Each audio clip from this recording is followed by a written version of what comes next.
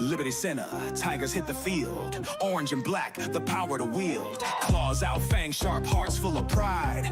On this gridiron, we ain't trying to hide. Quarterback's got an arm like a cannon. Linebacker strike, you don't know what happened. Running back cuts, defenders in the rear. Fans in the stands roar loud and clear. Hit Liberty, run that score high. Orange and black make them wonder why. Hit Liberty, show them what we got. Tigers on the prowl, we can't be stopped. Coach got the plays, got the strategy.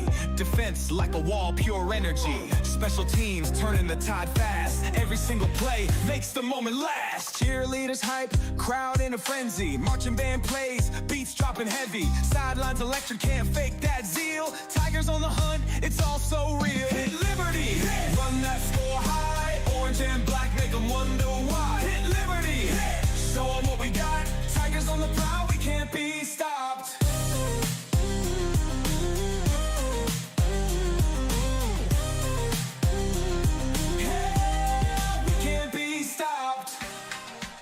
Greetings and salutations. Welcome to another On the 50 with Coach Moeller, and these never get old. We've been doing this for a few years, and always have a little off-camera fun, and get a chance to review some things. Sometimes shouldn't be on camera. I really don't appreciate the insults on my gray hair, Coach, but thank you. I want to change the background color to get my hair more brown. That ain't going to work, big fella. But you're not Mr. Brown, and you're losing. You got some widow's peak up there as well.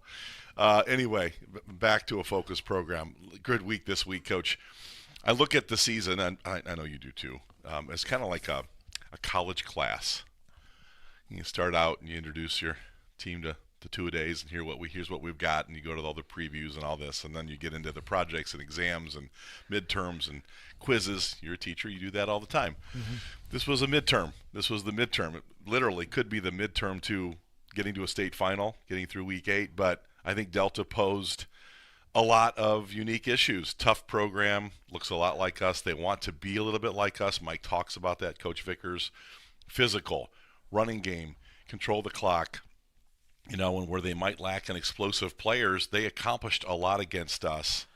But you knew coming in this was going to be a good ball game. We all anticipated a good one, and it ended up being, in a lot of aspects, pretty good. So talk about the Delta game and some of your key takeaways. Well, they did exactly what we thought they were going to do. Yeah. Load up, try to stop our run game. Yeah. They were going to try to speed the game up by slowing down, keep the ball on the ground, milk the play clock, etc. And we thought special teams would play a big role, and it did. And we knew we were going to have to stop the run and things like that. So it kind of played out kind of how we thought it might, and we just knew we had to do our part, execute on our end, and hopefully things would fall into place, and that's kind of what happened for us. We're such a running team, and you like to run the ball, and Rex worshipped running the ball, and we just loved it, and we still do. And you talked about a little bit off camera about why people think we're, Air Coryell here from the 80s and the San Diego Chargers with Dan Fouts and Dan Marino with the Dolphins. We're throwing the ball so much. And it's true. We're not throwing the ball any more than we used to. It's 9, 10, 11 pass attempts a game. But it is true what you said. We're getting some real explosives from the passing game, which looks like so much more, but it's not. And talk a little bit about, you've always been wanting to throw that ball, 30%, 25% of the time. But, boy, you are getting some great-looking explosives from Caden Kreinbrink and your receivers. I mean, Jackson Lonizak and Ethan Gray, and go down the list. You're getting some really good production there. Yeah, I think our efficiency this year has been much higher than what it has been in the past. And then the guys we're getting the ball to have been very explosive in what they're doing. Jackson Lonzak took a 6-yard outcut into 65 yards. And we haven't always had that. And Jackson's just an explosive special player in that regard, that he can do that. And then you throw in there other weapons we have in the pass game. Ethan Gray's got, some of the nicest hands we've ever had. Butter, just everything. He's real easy. Real easy. Extremely smooth in everything he does. And then, if we get the ball to Garrison out of the backfield, Baxter from the wing spot, even Thomas out on the flats and things like that, we can we can hurt teams that are going to load up to run the ball with our play action and things like that. And our offensive line has been protecting extremely well this year. I think Nick Miller, stop there for 1 second because you're right. Nick's like, you talk about us being a running team, a wing team, and traps, and get downfield, and we don't give up sacks. We just don't do it. Now, obviously, part of that is the schematics of how you want to throw, and there's play action holds some of those blitzers sometimes. But Nick and Matt Bryan and Todd Spangler, Howie, they don't give up sacks, Case. They just don't do it. No. One a year maybe, really. The numbers are there. That's kind of where we're at right now, knock on wood. But when you give Caden time and give him a clean pocket, he can put the ball where we need it. Oh, yeah. He was on point Friday night. He really and was. Again, got the ball where it needed to go. And we thought we saw some things on film that we could take advantage of, and certainly we hit a big play with Baxter that we thought was a play that we could hit and it would be a big one for us. And then, throw Isaiah Badenhop in there, and he's kind of emerging as another weapon out Where'd there. that dude come from? And he's been there all year, but Yeah. whoa, Well, and here's the other part. We ran 36 offensive plays. And that's not very many. Nope.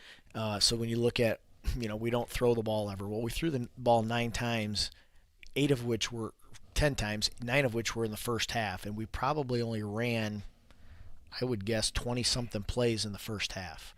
And 5 or 6 years ago, we were running, on average, 55 plays a game. So when you get a game of only 36 plays, you're not going to have a lot of guys with touches, and sometimes your numbers aren't like what they ought to be. We didn't have 500 yards of offense. Well, we didn't run very many plays.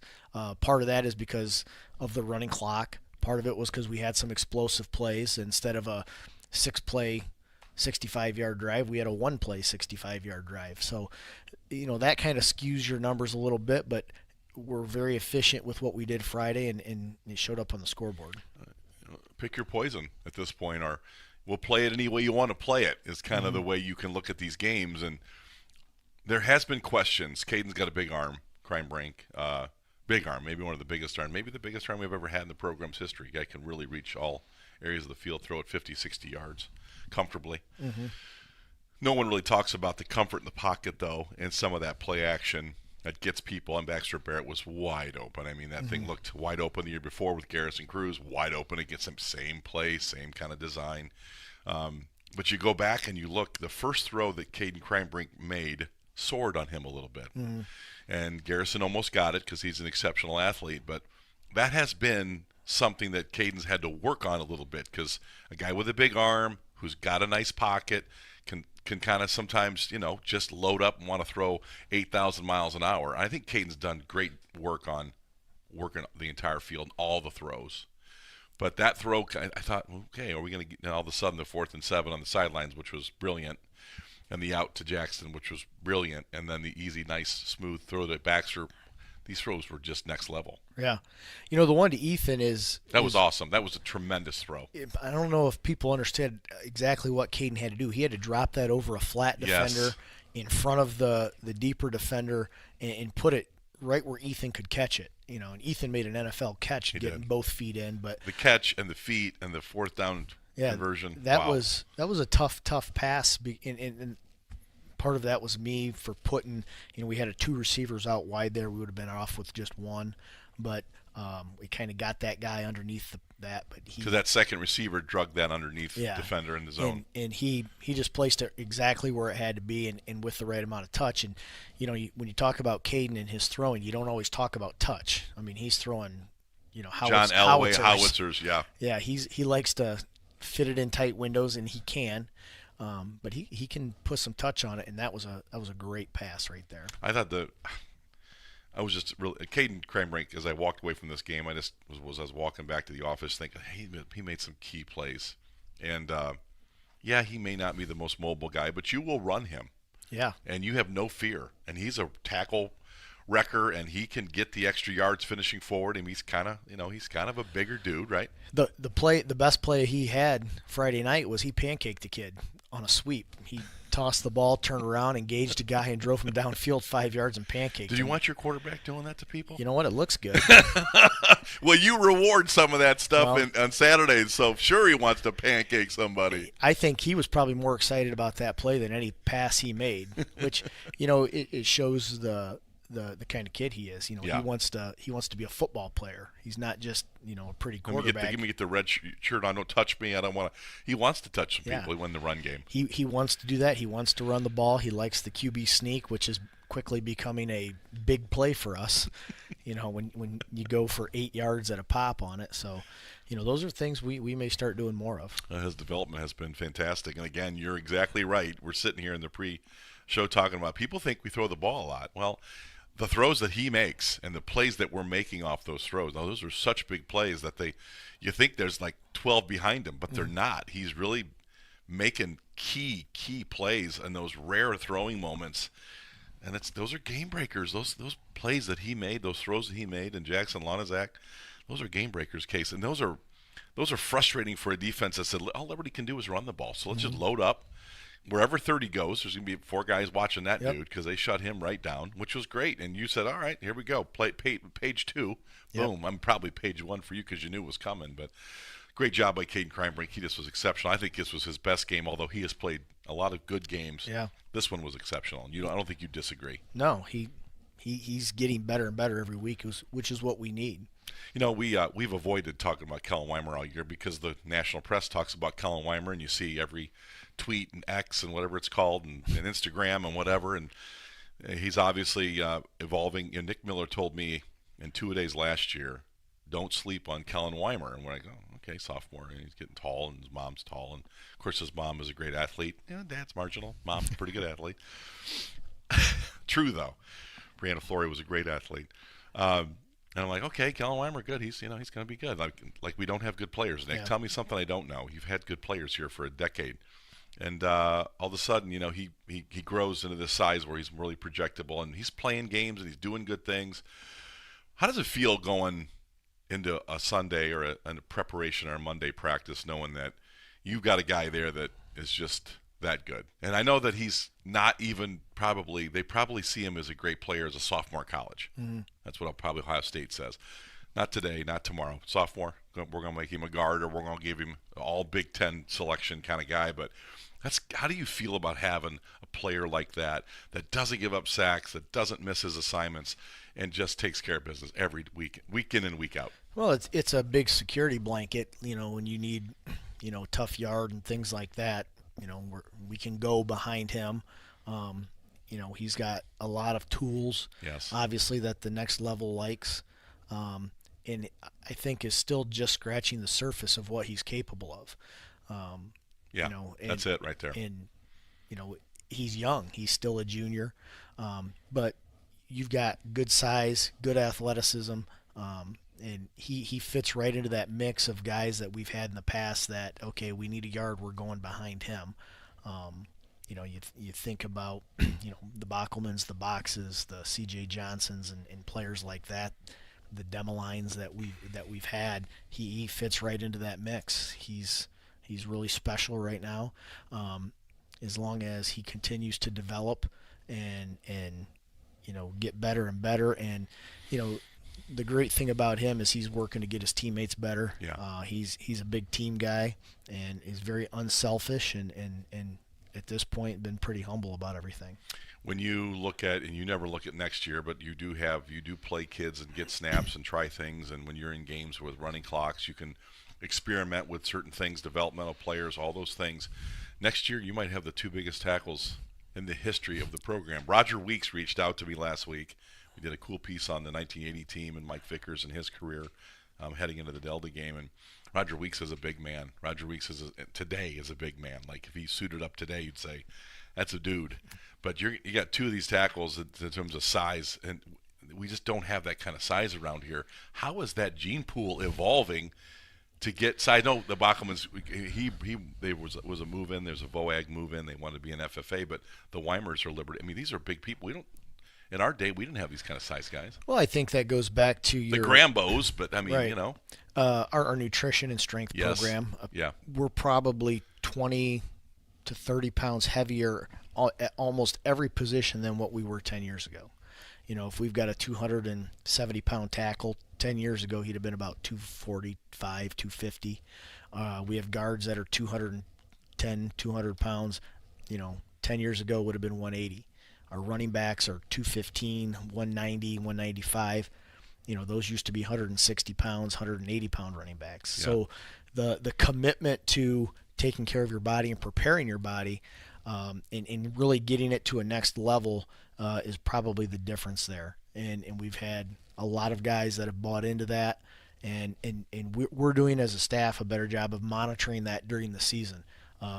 We don't want to lose 10, 15 pounds in season, which in years past that would happen. Sure. Because of the grind and you're at school, you can't eat as much, and we just didn't pay attention as much. And then at the end of the season, it's like, wow, you were 215 at the beginning of the year, now you're 195, and we don't want that to happen. I definitely think that the strength and nutrition in season, the maintenance programs, the out of season commitment, I don't think people really realize how committed we are to that part. Mike was talking about Coach Vickers, saying, hey, you guys look great in uniforms and you've got great size. I think there's a lot of that. I think they're really committed year round. Like, they're not just football season or in the 2-a-day preparation. Rex would have you drink chocolate milk and different things. Mm-hmm. This is a different thing. This looks a lot like what they do at the college level. Yeah. With the nutritional focus. And I think a big thing is, I think in years past, you'd always have one or two kids that would do that. Now we've got like 25, 30, 40 guys committed to doing that, and now it's filtering down. They're coming in from junior high. What do I got to do to gain weight? And they're doing it, and the parents are helping with that as well. And so as you get younger and younger, and it's good nutrition. I mean, we're not eating sloppy, we're not eating unhealthy. It's very clean protein, and you see it earlier and earlier, and our junior high program has benefited from that. Our freshman and JV programs have benefited from that, and obviously the high school. Certainly, see a guy like Jackson Ward, who went from kind of a nice-looking athlete to, he came over to the house this summer, and he'd been chicken 5 meals a day in the weight room. Whoa, that neck went from pretty ordinary to he's ready to play some football, and he's getting some snaps in games that matter as a freshman. So you're right, it is transferring to that junior high. Liberty Center, big win over Delta. And a very important win for Delta. We felt like Delta was going to be a big test physicality-wise, and they were. Mm-hmm. But now we move on to Wauseon, a team that traditionally always has 2 or 3 threats. When you're doing a threat assessment of Wauseon, people want to say, look at that record, and they're not very good. We've kind of had success against them. This Wauseon team looks way better to me on film, and they certainly look like they've got some threats that could outman us and outflank us if we're not playing good football. Yeah, they've got a lot of athletes. Yes. It's a little bit different than Delta, where Delta had some big, strong kids up front. I don't think Wauseon has a lot of size. They have a couple kids that are pretty big, but they're extremely athletic everywhere they're at. They're 180, 190-pound kids, maybe 200-pound kids that all move really well. They can play multiple positions, so they can do a lot of different things, and that creates some problems and challenges. Sometimes that speed and quickness can negate size. So that's a threat. On the outside, they like to push the ball downfield. The quarterback's got a great arm. He's got a big arm and likes to get it downfield. And if you make one little mistake on those long pass plays, it turns into a 50-yard gain. And then you look at their record. Yeah, they're 1-7 right now. But if you look at their losses, every team that they've played and lost to has a winning record right now, except for Delta. Delta's 4-4, and they have the worst record of any team that they've lost to. Mm-hmm.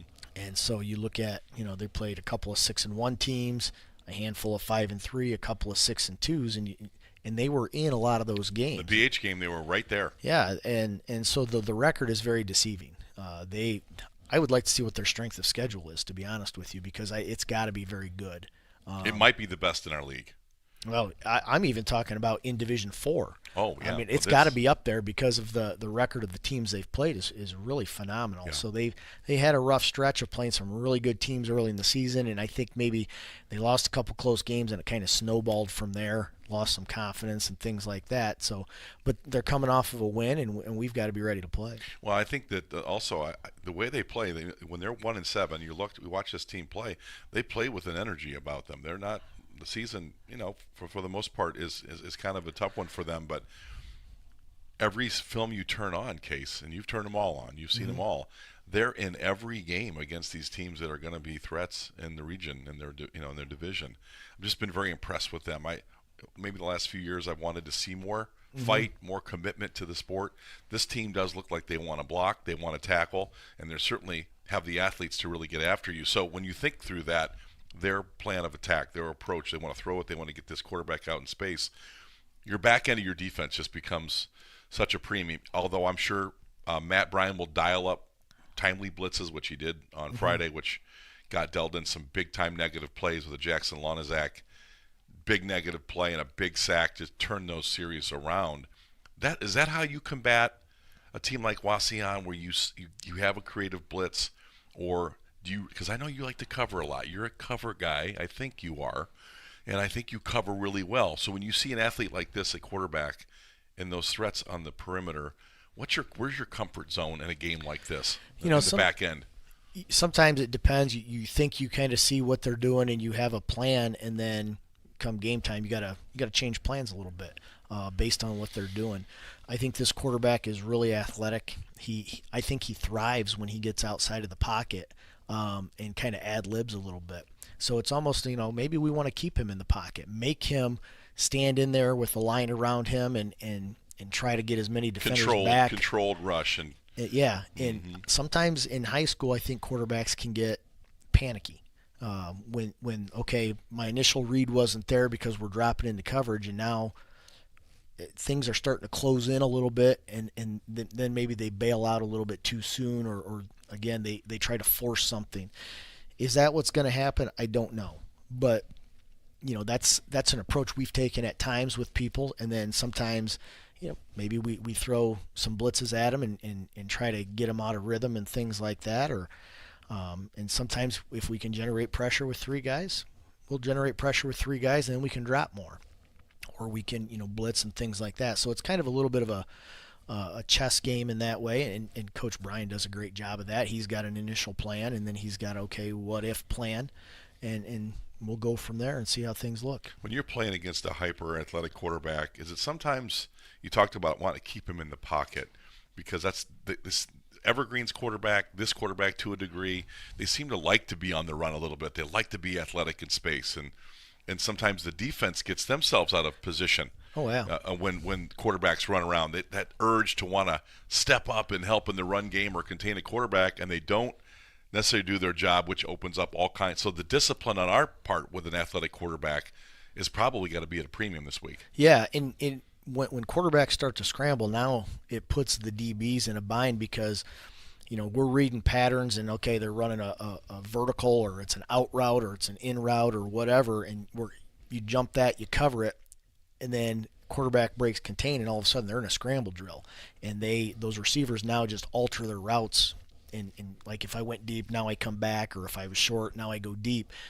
And the DBs are seeing the quarterback run, and then that guy takes off. Yes. And you're now in a bind, and that's what can make it tricky. And our DBs have to be disciplined. That our kind of rule is, you don't go after the quarterback until he crosses the line of scrimmage. But it's so tempting when he starts to run outside the pocket. Oh man, I can go get him, and you think you can get him, and it's like the mouse taking the cheese. It looks good, and I know I shouldn't, but I'm going to do it anyway, and then you get trapped. Well, you talk about the quarterback and how to play such a good-looking athlete that can really stretch the field.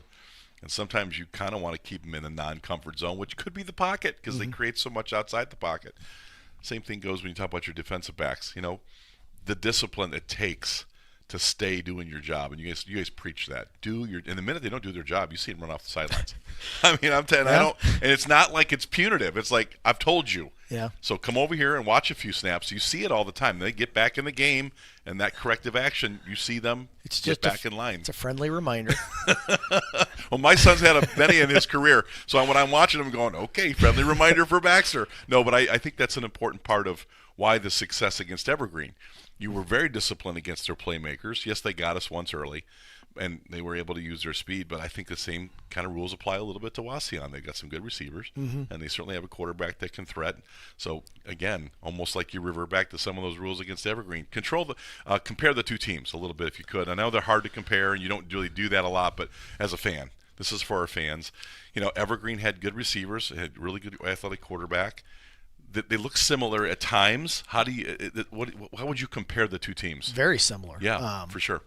Formationally, Yes. Wauseon's probably going to have an H-back or a tight end more than what Evergreen did. Where Evergreen was, it's going to be 4 guys out wide.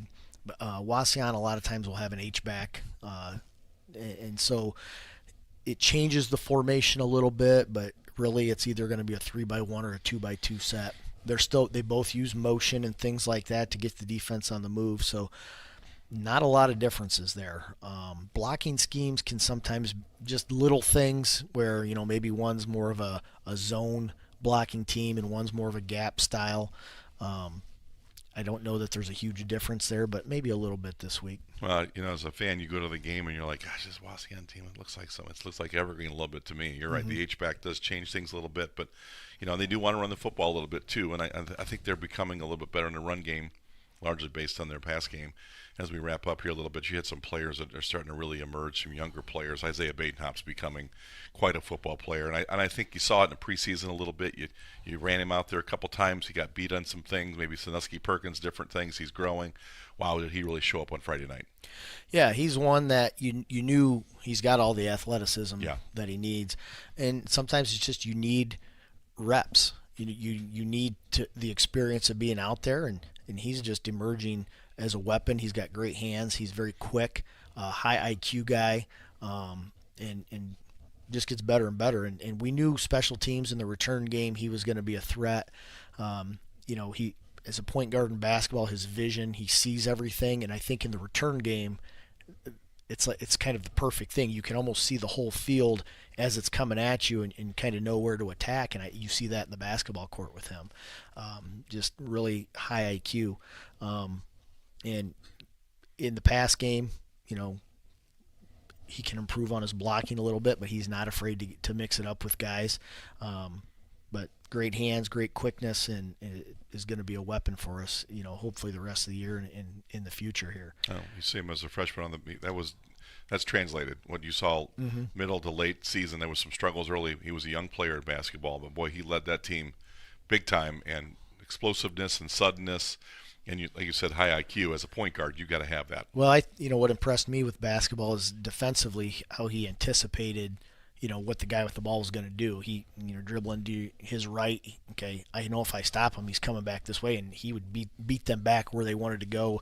And that is a good thing in football when you've got the ball and you can anticipate and kind of almost manipulate people where you want them to go so that you can counter that.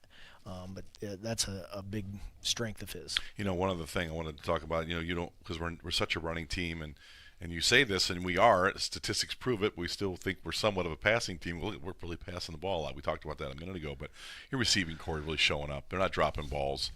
And you just go down the line, and even guys like Mason Smith and guys that come in for snaps, that can make plays. It seems like all of your guys on the receiving side of the ball, your receiving core, catching the football, not dropping balls, sure-handed. You've got to be efficient because you're not going to throw it 40 times. And 40, you can throw it 40 times and drop 4 or 5 and it doesn't really matter. You throw it 10 times, you drop 3. That's a big deal. Yeah. Talk about your receivers briefly because it's nothing we never really talk about. And, of course, you're talking about their blocking. Like, that's what they got to do first and last. Like, oh, my gosh. But really, they're really good pass catchers, Case. Yeah, and Coach Miller works with them really well on all those things, and in your practice time. Just Coach Ryan Miller. Yeah, Ryan Miller, works with them on how to catch the ball, and just continually working at that craft and little things. But they have some natural talent there. They work hard at it. They work with the quarterbacks every day on timing and things like that, which is a big part of it. And they take a lot of pride in catching the ball. And again, it's kind of that friendly competition. You got one guy with great hands.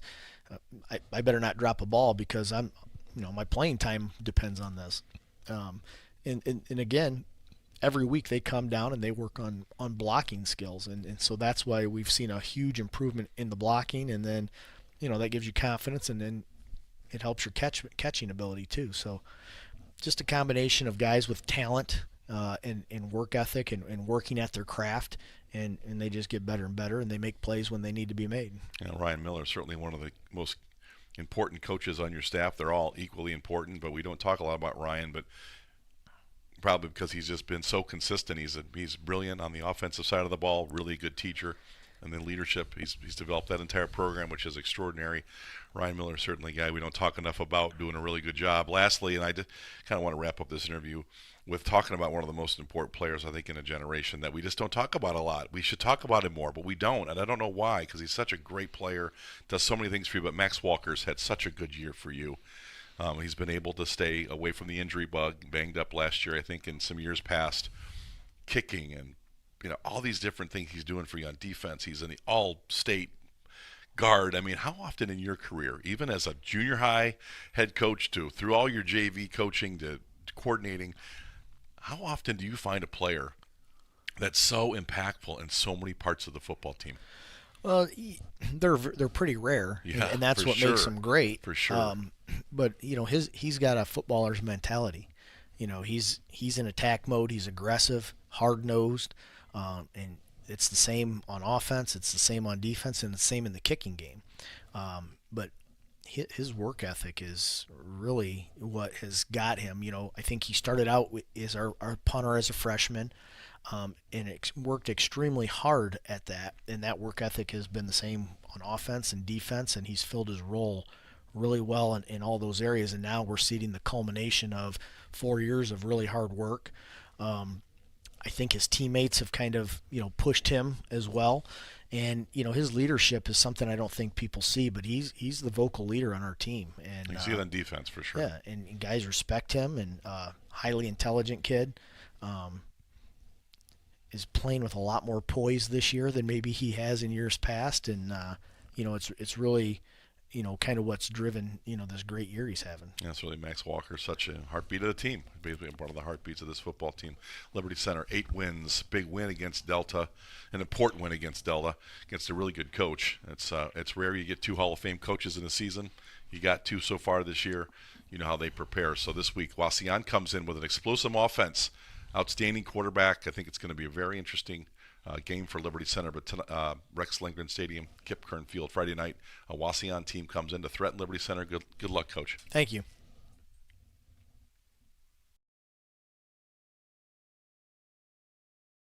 And as always, go Tigers!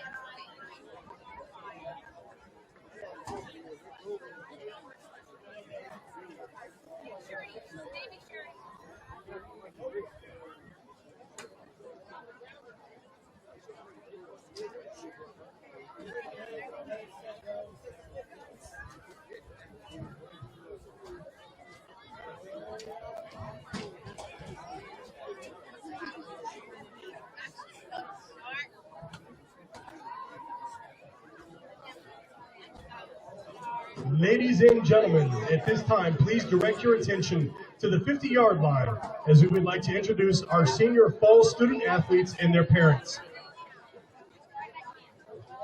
The first group of seniors we will recognize tonight are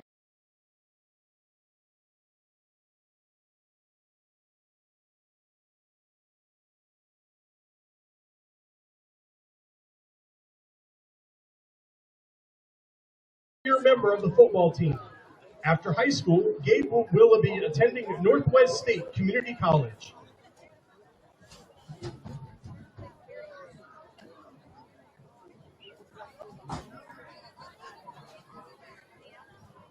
Our next senior is Tristan Grubaugh. Tristan is joined by his mother, Jennifer Grubaugh. He is a 2-year member of the football team. After graduation, he will be attending an undecided college to study software design.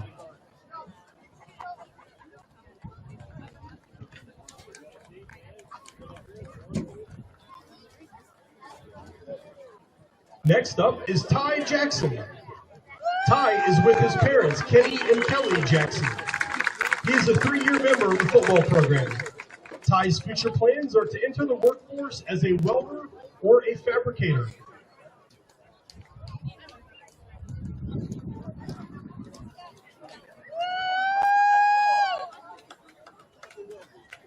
Our next senior is Caden Krinebrink. Caden is escorted tonight by his parents, Jason and Stacy Krinebrink. He is a 3-year member of the football program. After high school, Caden will be attending Ohio Northern University to play baseball and to study a degree in business data analytics.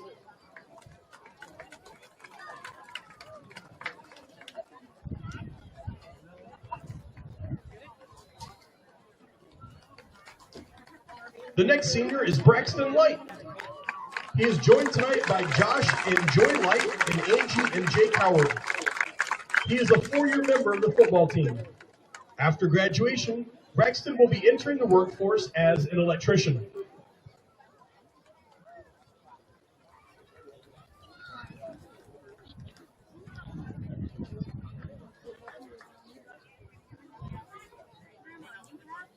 Our next senior is Thomas Moeller. Thomas is with his parents, Casey and Mandy Moeller. He is a 4-year member of the football team here at Liberty Center. His future plans include attending Bowling Green State University to major in construction management.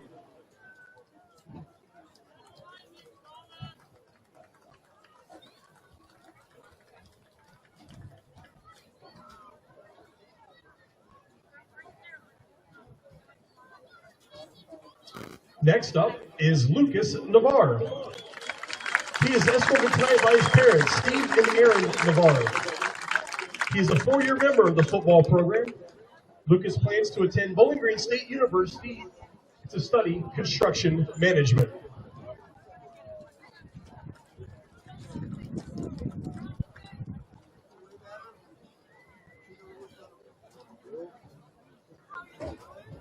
Next up is JT Okru.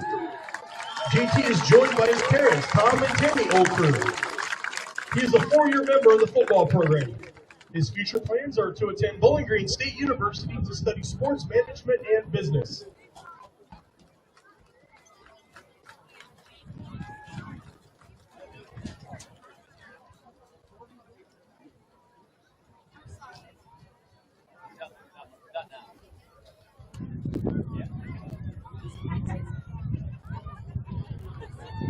Next up is Isaac Orth. Isaac is with his parents, Tony and Heather Orth. He is a 4-year member of the football program here at Liberty Center. After graduation, Isaac will be attending the University of Toledo to study chemical engineering.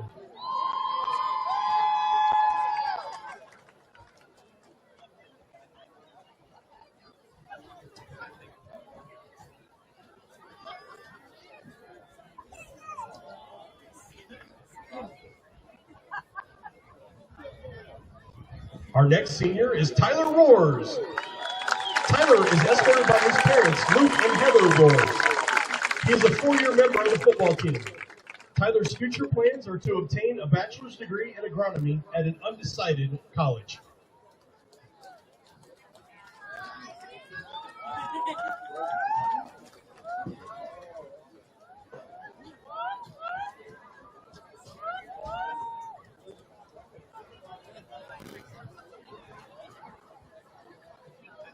Our next senior is Deegan Schweiger. Deegan is joined by his parents, Josh and Marlo Schweiger. He is a 4-year member of the football program. After high school, Deegan plans to go directly into the workforce with plans to become a heavy equipment operator.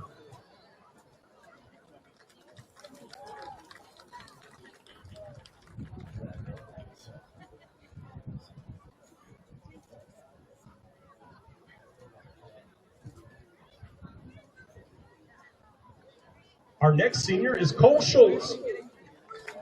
Cole is with his parents, Todd and Julie Schultz. He is a 4-year member of the football team. After graduation, Cole plans to attend the University of Toledo to study sports therapy.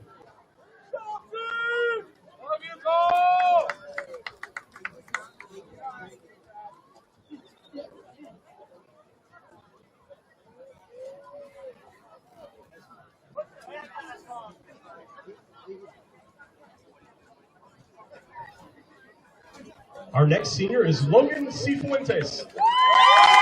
Logan is being escorted tonight by Jason Cifuentes and Ashley Besswinger, and Jennifer and Michael Dye. He is a 4-year member of the football program. Next year, Logan plans to attend The Ohio State University to study ag science and agronomy.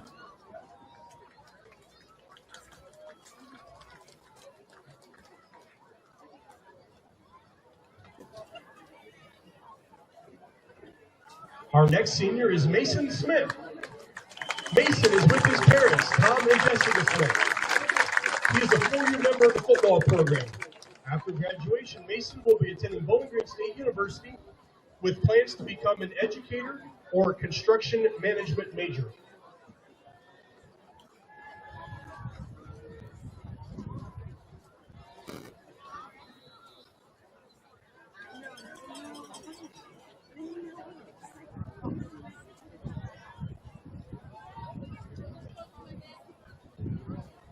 Our next senior is Caden Sonnenberg. Caden is being escorted tonight by his parents, Kevin and Angie Sonnenberg. He is a 4-year member of the football team. Caden's future plans are undecided at this time.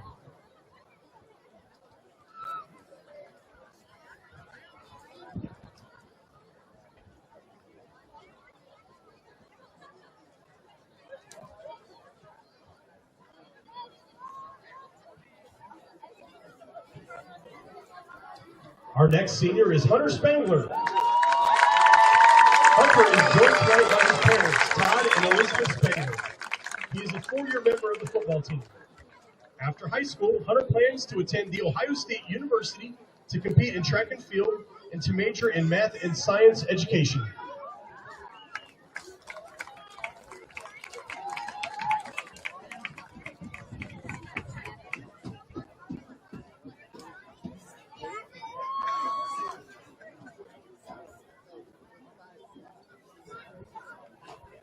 Our next senior is Dakota Zabo.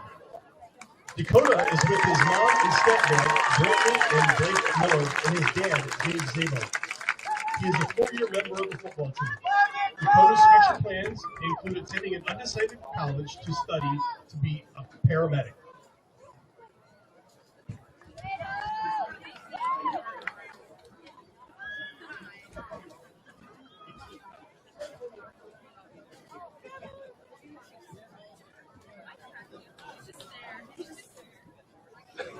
Our next senior is Parker Trumbull. Parker is being escorted tonight by his dad, Dennis Trumbull, and his aunt, Julie Mason. He is a 3-year member of the football team. After graduation, Parker is planning to enter the trades with the desire to join the construction union.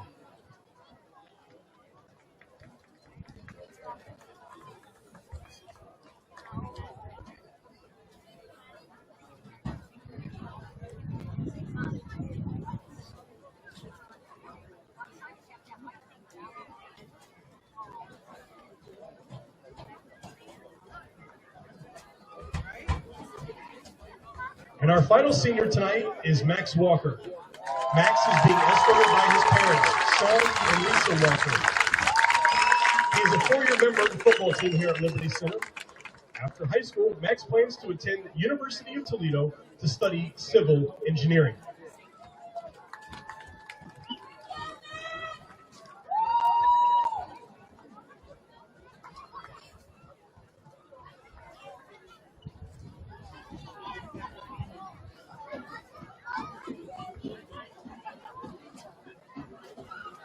Next, we will introduce our band and majorette seniors and their families. Our first band member is Joy Brown. Joy is escorted by her parents, Jerry and Rhonda Brown. She is a 5-year member of the band. After graduation, Joy will be studying environmental science at an undecided university and competing on the diving team.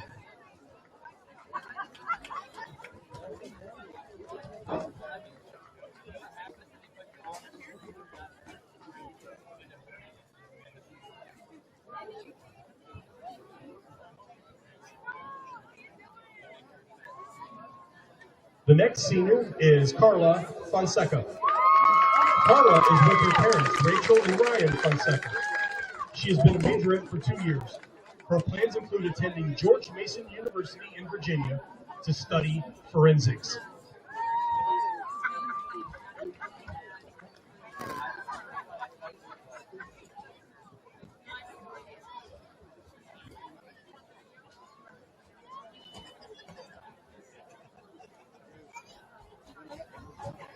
Our next senior is Ryla Green Bacha.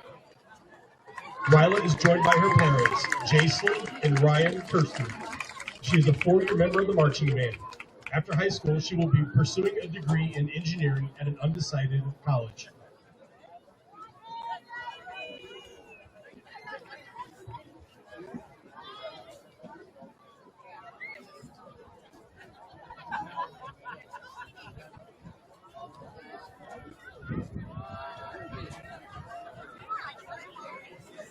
Our next senior is Maya Hernandez. Maya is being escorted tonight by her parents, Danny and Aaron Hernandez. She's a 5-year member of the band. After graduation, Maya has plans to study pre-veterinary medicine at an undecided college.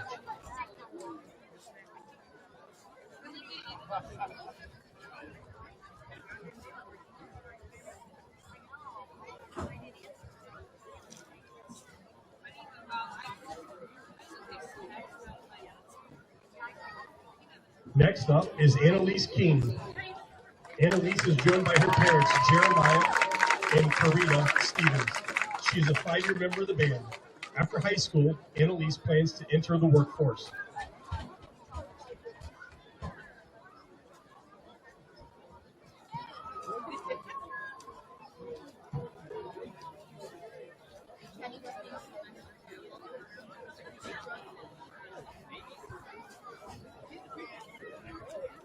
Our next senior is Mackenzie McGilvery. Mackenzie is being escorted by her parents, Bonnie and Jess McGilvery. She's a 5-year member of the band. Her future plans are to attend Bowling Green State University to study architecture.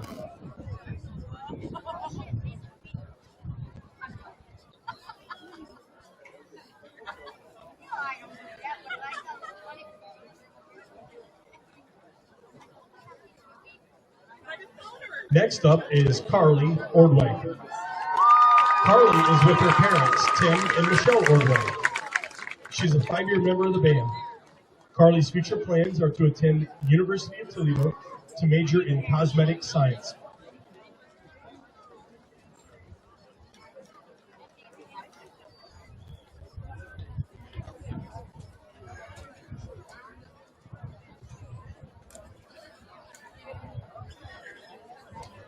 And our finally band senior is Kylie Penson.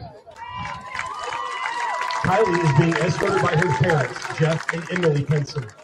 She is a 4-year member of the band. After graduation, Kylie will be studying an undecided path into the medical field at an undecided college at this time.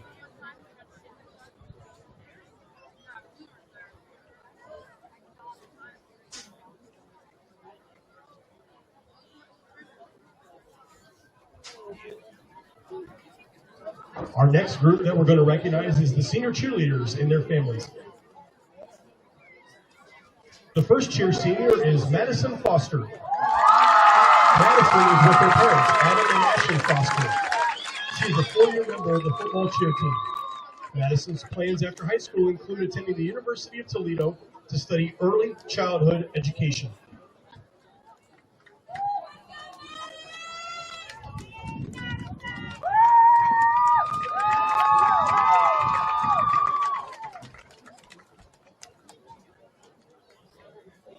Our next senior is Marley Myers. She is escorted by her parents, Angie Myers and Ryan Myers. She is a 4-year football cheerleader. After high school, Marley will be attending the University of Cincinnati to major in public relations.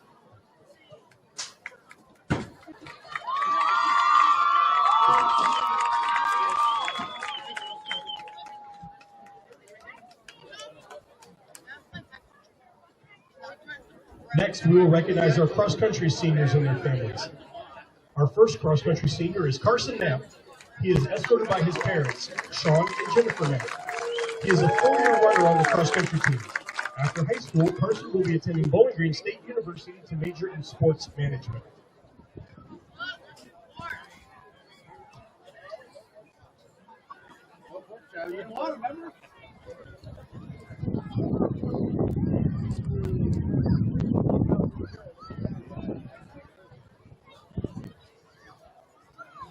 Our next senior is Mason Light.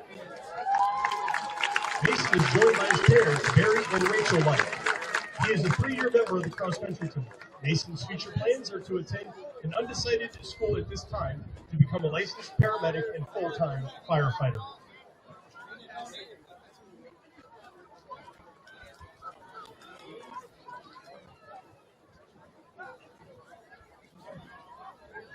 The final cross-country senior is Tori May. Tori is with his parents, Brad and Teresa May. He is a 2-year member of the cross-country team. After graduation, Tori will be joining the workforce in the electrical field.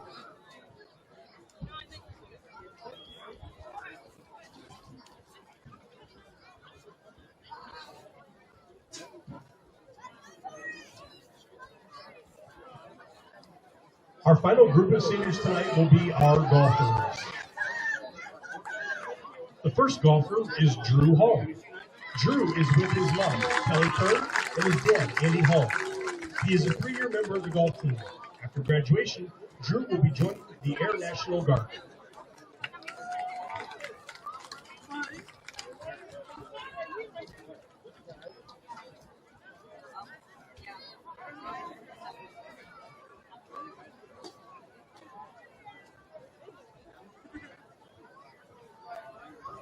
And our final senior tonight is Stone Roth. Stone is being escorted by his parents, Nate and Leslie Roth. He is a 4-year member of the golf team. Stone's future plans include attending the University of Toledo to study supply-side chain management.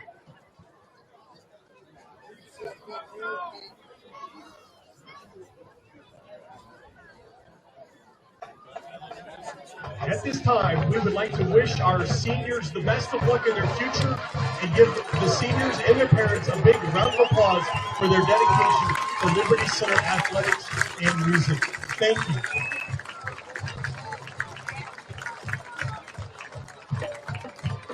The Liberty Center local schools has a rich tradition in academics, athletics, and the... Well, good evening, football fans. It's week 9, and here we are in the black hole, the pit, officially known as Rex Lindgren Stadium and Kip Kern Field. Tonight, Liberty Center entertains our friends to the north, the Wauseon Indians. Tigers come in 8-0. Wauseon on the flip side, they come in at 1-7. Tough year for the Indians. You know, they've played a very tough schedule, Scott. Well, the preseason schedule was rugged on them. I think their preseason, the teams they played in the preseason, I think are something like 18-4 or something like that. They had a great preseason, 18-6. Fairview beat them in a tight game. Bellevue kind of took care of them, and Eastwood kind of took care of them. Those are 2-3 really good teams and all playoff bound, be top 3 or 4 seeds. But Sean Moore, this is his 8th season. He's 39-33. They had made the playoffs 5 consecutive seasons prior to last year, Jake. So he's won some ball games there, and this has been a difficult 2-year stretch. So I expect Wauseon to come in here and kind of go for broke. Nothing much to lose at 1-7. It's a good-looking football team on film. Yeah, they got some athletes. Quarterback's a nice-looking player, can throw it pretty deep, and they got some good-looking receivers and a running back that, you know, if you don't get hats to the football, he can break something at any time. So very capable offense and a defense that has held some teams in the league that are high-scoring offenses to low points at times. So I think it's a very capable defense as well. Cale Albright, the 6'4", 180-pound senior, really accounts for a large chunk of their offense. We're going to break for the national anthem, and we'll get into the Wauseon offense here, Spike, in a minute. With freedoms like no other. To honor America and in respect for all who have served this great country to defend these freedoms, we ask you to remain standing, remove your hats, and direct your attention to the flag as the color guard comprised of the Liberty Center VFW and Post 6596 and the Gilbert Ballman American Legion Post 492 present our nation's colors and we honor America with the playing of the national anthem, the Star Spangled Banner.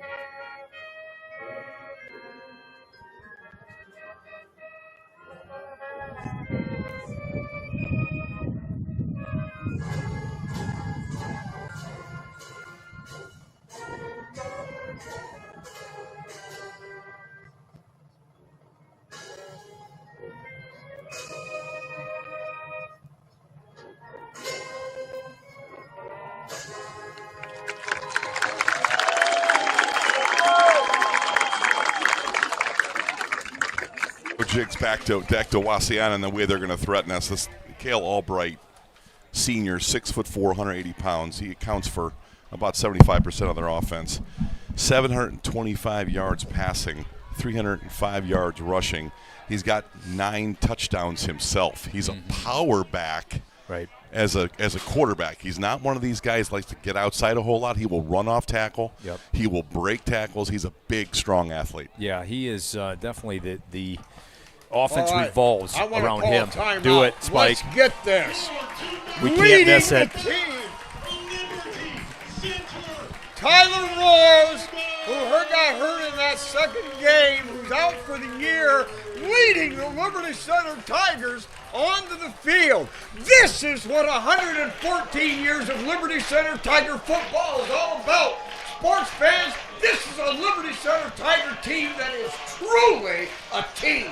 You gotta love it. Yeah, There they are. That's pretty special, Spike. Tyler Wow. Roars, a big impact player early, out for the year. Hate to lose a guy like that, but staying very connected to this football team in a lot of different ways. Spike talks about Liberty Center. You know, Wauseon is 1-7. They've fallen on hard times. But talking to Nick Miller today, he said this is the best 1-7 I've seen in a very long time. This Wauseon team has enough juice to give us trouble. But talk about what you saw this week out of Liberty Center in their practice. Oh, now, this is key. This was one of the finest weeks of practice I have ever seen. The guys were loose, like high school guys will be. But this was truly a professional approach by the players. Everything was based on setting the tone for getting through this week, that 9th week that's always a downer week. But looking ahead to Archibald and to the postseason. We're not talking about specific games or state tournament playoffs. We're just talking postseason. But Casey made it plain. It's time to move on, guys. And everything was it was clockwork. It ran smooth like a Ferrari on some European interstate. And it was highly tuned. The guys took everything. They weren't chippy or chirpy, but they worked well together. And they were extremely focused. I'm telling you, I have never seen a week like this. They were high. They were cocky. They were everything for Delta. This week it settled right into just a power movement. The teammanship, if you will. These guys were together. You just said teammanship. Yeah. When you got 19 senior, Spike, you got teammanship. You're That's dead right on that one. Liberty kicks off here to Wauseon. My guess is they won the toss. Yes. And deferred. So Liberty Center right now going to give the ball to Wauseon, Spike. All right. Well, we'll get it going. Wauseon, they had 3 games where they scored at least 4 touchdowns. Brian, of course, who has an underclassmen team, they really rolled it up. But they went through a stretch in the middle of the year where they only scored 6 touchdowns in 5 games. So let's see if they've got that working. All right, here's the kickoff by Walker. High end over end, and that's going to sail into the beautiful orange end zone of the Liberty Center Tigers. Wauseon will have the ball at the 20. Jigs, I like some of their weapons beyond Kale Albright. Azarian Hicks, running back, very athletic, gets to the perimeter. Number 8, Xavier Molina does a great job blocking, catching the football, and Tyler Rodriguez, another good-looking athlete for them. They'll run behind him a lot. He gets a lot of inside runs. I expect to see a lot of number 3 tonight. Oh, yes. Throwing, running. Yeah, featuring him. Matt Bryan said they're going to be going into a game. They're a 50-50 run-pass team. But tonight they'll probably won't get the run. Now they come out in a spread formation. They dump it to the short man underneath. And caught behind the line of scrimmage. JT. He's going to go nowhere. Nice looking tackle on the open field by JT Old Crew. Again, we're getting great play out of the snipers, and a lot of that great play is not just coverage, Jigs, it's tackling. Well, tackling in space is so important, especially as we move further into the season. You get better athletes in space. Got to wrap up, get guys to the ground. Key play there, JT Old Crew, start things off. Our snipers, our corners, and Moeller at safety, this has been a great year for them. It really and has. we were worried coming into the season. All right, so he got back to the line of scrimmage, so 2nd down and 10. Now we've got the clock is stopped, and I'm not sure what. Here we go. I like keeping Wauseon in 2nd and long and 3rd and long behind the chains. Yep. 2 wide outs to the wide side over here, rolling this way. Pressure from behind, boy. got rid of it, and overthrown incomplete. Boy, he was blanketed by 4 defenders. Even Dippy was back there in pass coverage. You see a El lot Toto. of Cale Albright on the move, likes to move the pocket, likes to get out, throw to his left. He's a left-hander, but, again, you can't deny the pressure and the speed from Garrison Cruz there. Coming off the edge. Look out. Yeah, that hurried everything enough that we converged on the receiver. So 3rd down and 10 now. Same 3 wide out formation. Out of the gun. Left-hand quarterback, straight back, fires. Oh, he picked short, it off, Gary and Cruz. Intercepted. Gary Cruz down there at the 20-yard line. Tigers in business on the 15. Gary stepped in front, read the play. That was another thing that Casey said we have got to improve on this week. And in weeks ahead, we've got to read our keys. We've got to know where to go ahead of time. Garrison read his keys there. And Cale Albright loves to throw it deep. But he likes also to throw intermediate balls, when they're 3rd and long. He will do that. Nice pick by Garrison. Good read. All right, Caden Kreinbrink, the quarterback under center. Wide out to either side with a single setback. Now they're going to roll out. Dumps it out there in the end zone. Wide open. Caught. Nice job, Mason Smith. It's a Liberty Center Tiger touchdown. Man, he had 2 guys wide open, just running free. Great looking throw to hook up with senior Mason Smith. Baxter Barrett was right there wide open. There was no white uniforms anywhere in sight, Jigs. Well, they ran that jet sweep formation. That's that run and game. That just pulled everybody Everybody across. look and run, and he pulls it down. And we talked about Kreinbrink faking. That was another good fake. Paused right there, held that thing in, and boom, right over the top. He's really improved in handling the football. Yep, he has.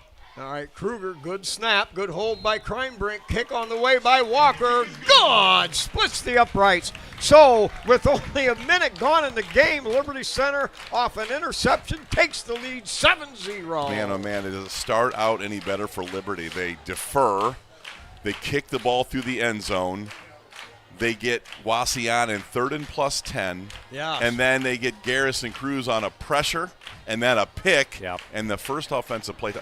I don't know that you could script that any better, Jigs. No, well, this team just continues to come out ready to go regardless of the opponent every single week. And how about Mason Smith? That's another senior. We talk about all the weapons. That's another guy that can just go. He can split him out. You can use him at tight end. Nice little hands catch there to get the feet down.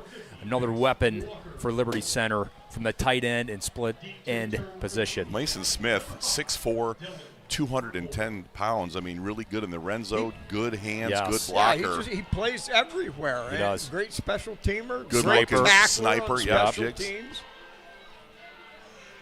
I love it. Senior to a senior to open up the scoring on senior night. Spike, fantastic. Yeah, I'm glad to see Mason Smith be the recipient of that great fake. And Mason Smith gets to be here with Isaac Worth right next to the kicker here. R1, L1. Here we go, seniors. Hand up. Now the delivery. Walker. A little shorter. End over end, comes down at the 7-yard line, return to the far side toward the Wauseon sideline, and the Tigers converge, and they hold him in inside the 15-yard line.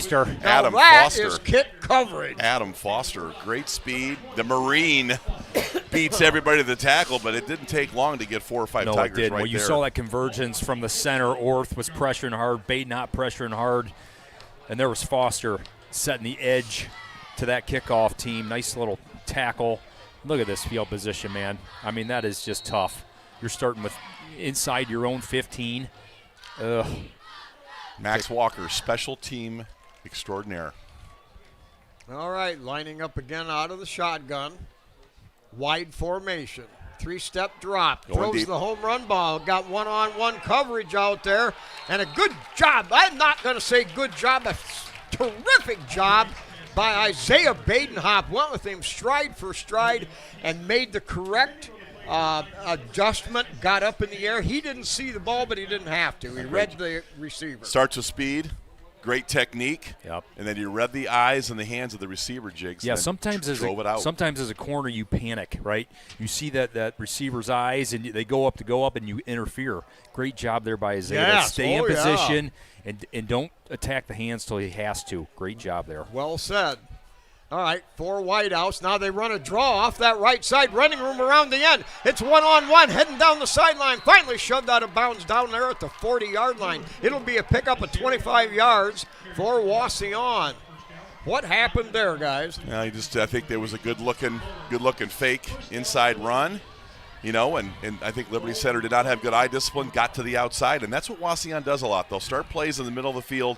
Yep. You'll see maybe even something that wasn't designed to go outside. They turn it outside, use their athletic ability for a big game. Well, you saw some of the speed of Zarian Hicks. He can go. I mean, he is a good-looking running back as a junior. He has some serious speed. All right, 1st and 10. They spot the ball at the 38-yard line. Now motion to the ball. They give fake one way, give the other, and kind of slips his way back. Gets up to the 40, a couple of yards maybe on the play, and that's it. Good recovery. Already a lot of early rotations for Liberty Center. Yep. You're going to see a lot of fresh bodies in and out. A lot of seniors are going to get a lot of snaps, and as they should. Cale Albright likes to throw it deep. He does. He did on that first play of the drive. So he's only completing 45% of his balls. So he takes a lot of chances, a lot of incomplete throws. All right. Stick with the wide formation with a single setback. Quarterback now fakes the handoff. Gets Cruz. in trouble. Wow. Pressure there. Sagarino! Wing, bang, dong, doom. Gary Cruz just, first of all, makes a jump to get in the window of Cale Albright. Cale pulls the ball down, and Gary comes right down one-armed into the ground. That's, strength, athleticism, explode. T.J. Watt looking to me. Big time. That's a big-time play. What are you supposed to do there as a quarterback? You can't throw it, or he'd pick it off. You're going to hit him right in the face mask. Then you pull it down, you try to run from him, and he's just too fast. When you've got 3 drooling banditos back there, who knows who's coming? Look out. Now, wide formation over here, straight drop. Set up a screen inside. Lonzak down inside the 30 to the 27. He lofted a little bit too high, and here we go. Jackson Lonzak, a guy that had a tremendous game last week, and oftentimes we don't talk enough about because you have Garrison Cruz and Max Walker, but another tremendous read and play. Really impressive, really well done, and another pick. Jackson Lonzak, one of the top defenders we have that we don't talk about a lot. Well, I think this pressure is getting to Cale Albright so far. He cannot set his feet. He's got happy feet right now, and he's throwing around a little bit. Another short field ball at the Wauseon 28 with a single setback. Now they're going to pitch it to Cruz around the right side. He's got a cordon of blockers. Fouls one. Now breaks a tackle. Spins and drives. Pulls 4 more. Down inside the 20 to the 19. It's going to be an 8-yard pickup. Kellen Weimer down the field, laying blocks. Nice little run there on first down. And I mean, Gary got a couple more there. Garrison Cruz, real patient, saw about 4 different cut lanes, picked one, got himself some plus yards. Old Cruz spread out wide to the far side. You got Moeller on the left, Cruz on the right in the backfield. Now they shift over. Mulder now comes to the right side in the Tiger backfield. Give off to Mulder. Mulder kicks it outside behind Cruz. Cuts it back inside. Spins off one tackle. Pounds his way down to the 10-yard line. It'll be a gain of about 10 yards on the play, and the Tigers with a 1st and 10 in the red zone. Tackle for the Indians by 0, Tyler Rodriguez. Well, the run game going early here, Spike. Some pretty big holes so far, and I'm telling you, this practice this week was precision, and we are seeing precisely that already in the early going.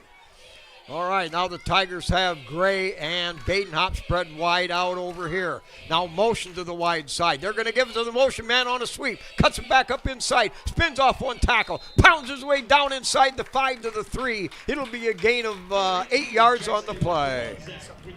That's a second pancake. Kellen Weimer just down the field, just working safeties and corners. That's the play I like with Lonzak right there. Get him on that jet motion. Let him use some of that speed and power. That's a great-looking play to get him some more touches on offense. You'd have thought he had carried the ball 150 times this year with the dexterity there.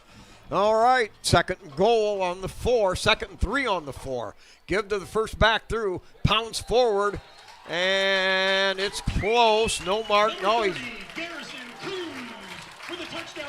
It is a touchdown. I missed the signal.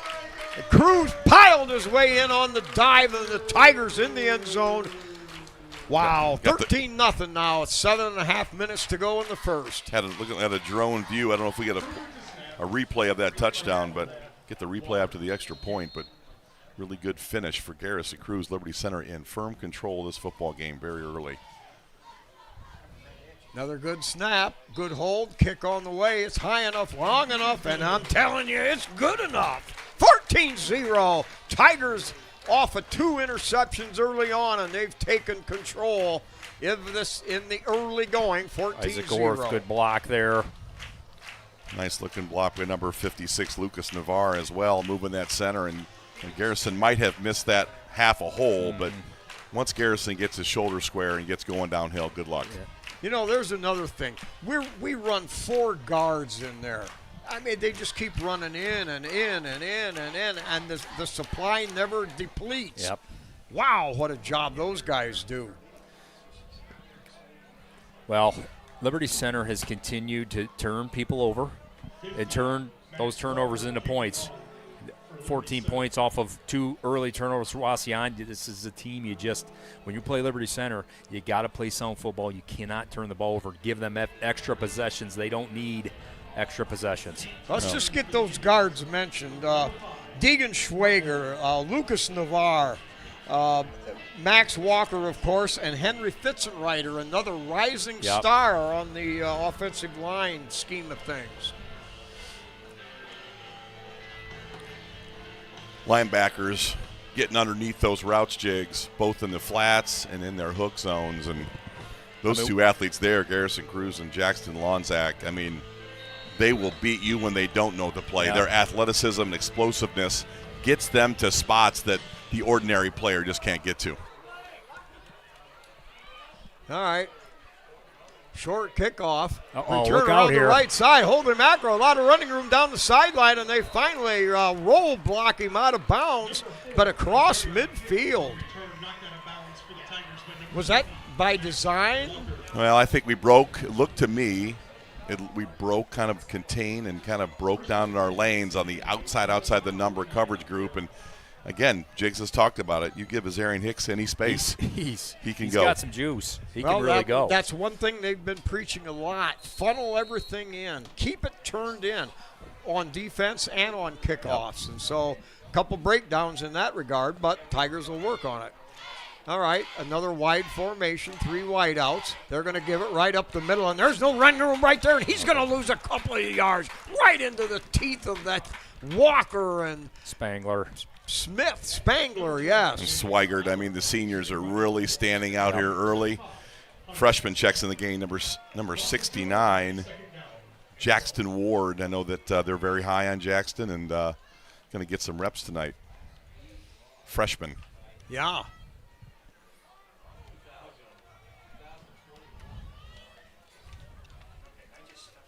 All right, out of the gun.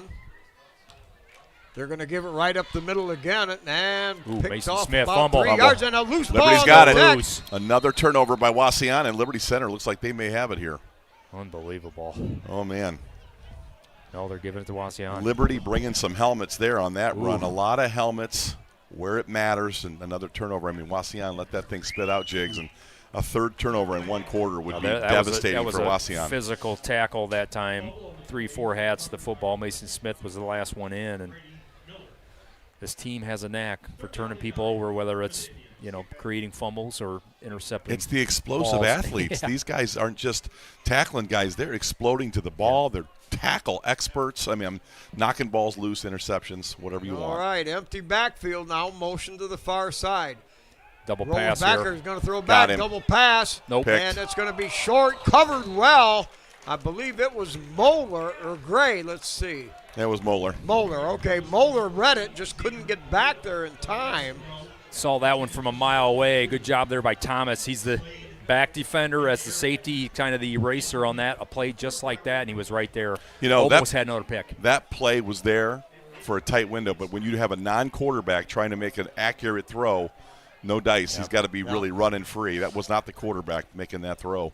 All right, ball spotted around midfield. Wauseon in a 4th and 9, forced to punt.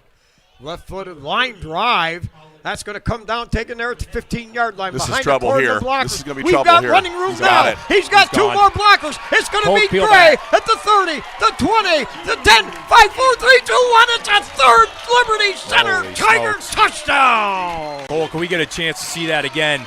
Couple blocks that time. I saw Orth. I saw Mason Smith not blow a guy up. Could have blown a guy up and then just got in his way because they didn't want to crack back.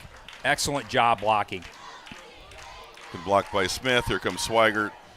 He had a good block early by Navarre. That wall was set, and there was no white or red anywhere to be found. That's the old Rex Lindgren left, wall right.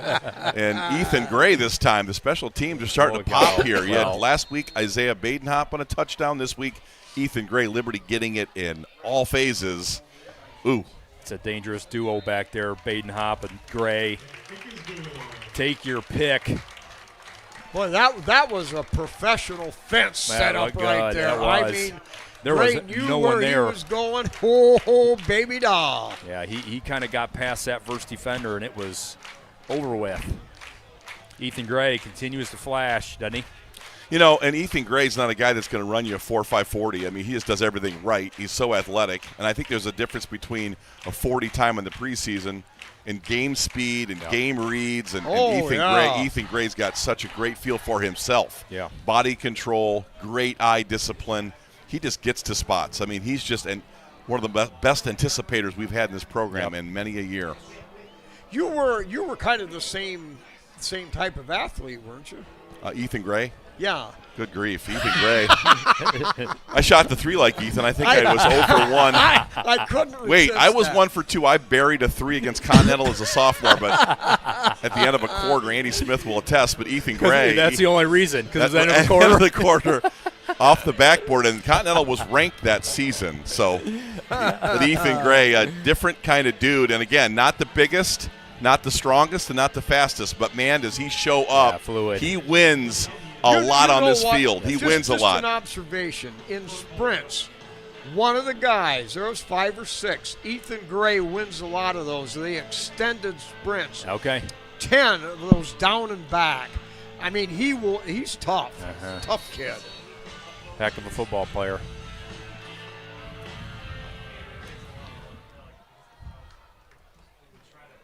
Got a chance here. All right. Kickoff, that's going to bound around at the 5-yard line. Now they try to cut back this way, slowed down, and about 8 Liberty Center Tigers have got him surrounded, cleared down back at the 10-yard line. Holy moly, Matilda. Well, there you are again, Spike. Wauseon's going to start inside their 10 because of this coverage. Isaac Orth, first one to get there. Great job. Didn't make the tackle. Kind of stopped him to kind of let his other players come and rally. The 20, Orth the is 10, and the 13. Orth so is a far. great tackler. Yeah. You saw that in the Otsego game. He gets guys to the ground, reads his keys, a very effective defender. Caden Sonnenberg, now one of the defensive wideouts to this side, along with Foster, number 20. Out of the gun, straight drop, a lot of pressure, has to throw it away. He's He just had a running for his receiver life. in the area. Holy crew, that was Cruz. Walker.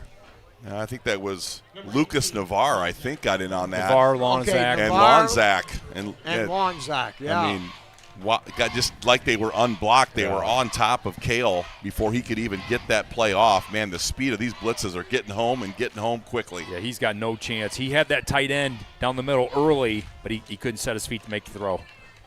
All right, 2nd down and 10 from their own 11-yard line. Tries to dump an inside running game, and they'll pound forward for a couple maybe, and that's it. Liberty Center's defense has been very stingy this year. 4 touchdowns maybe?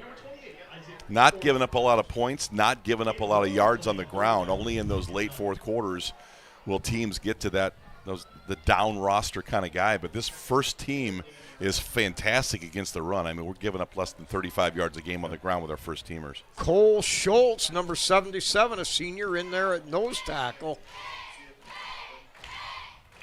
Rolling out to his left. Now throws it back across the field. It's almost like an inside screen. He's past one tackler, slips his way forward.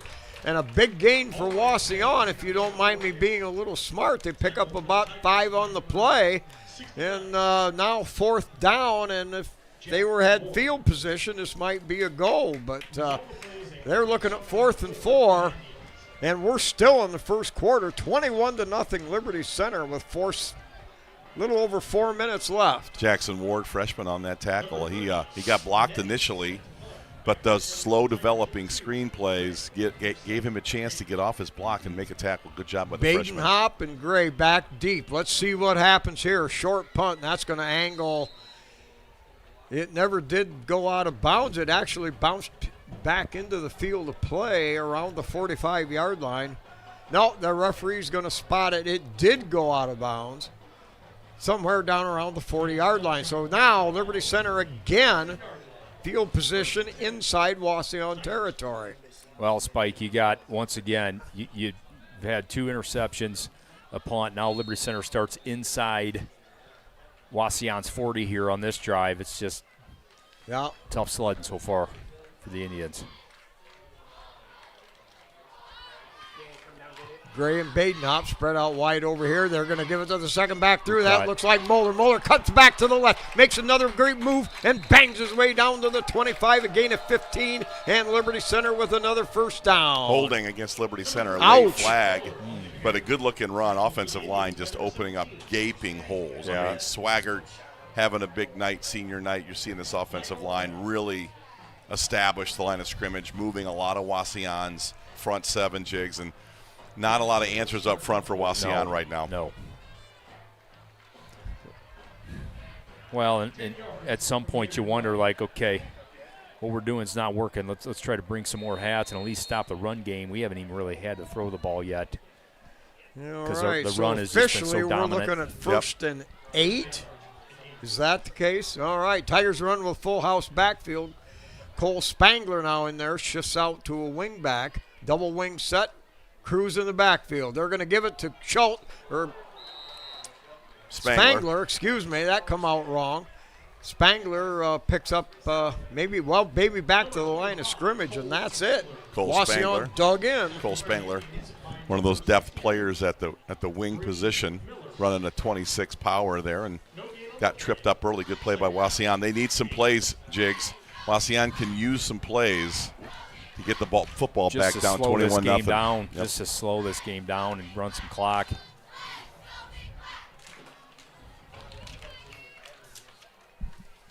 All right, motion now.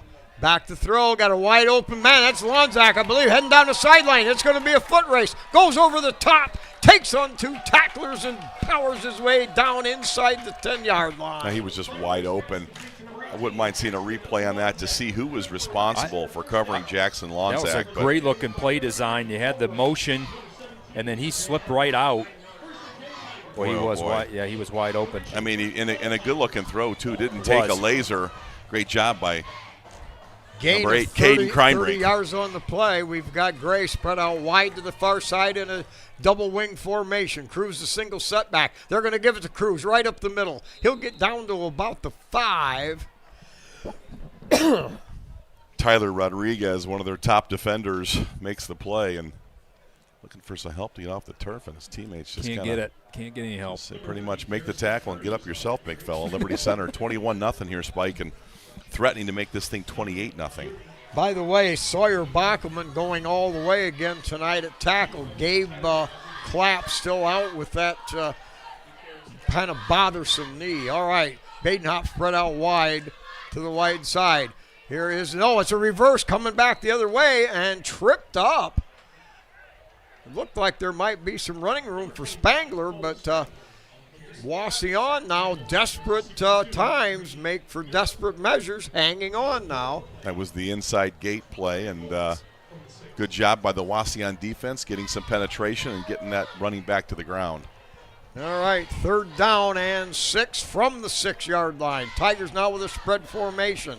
Mason Smith, Gray to the far side. Badenhop and Cruz over here. Cruz in motion. Rolling, dropping. No, they give it to Cruz around the outside. It's a foot race. Turns it up into the end zone. It's another Liberty Center Tiger touchdown. Garrison could have cut that any way he wanted. He could have cut it up in.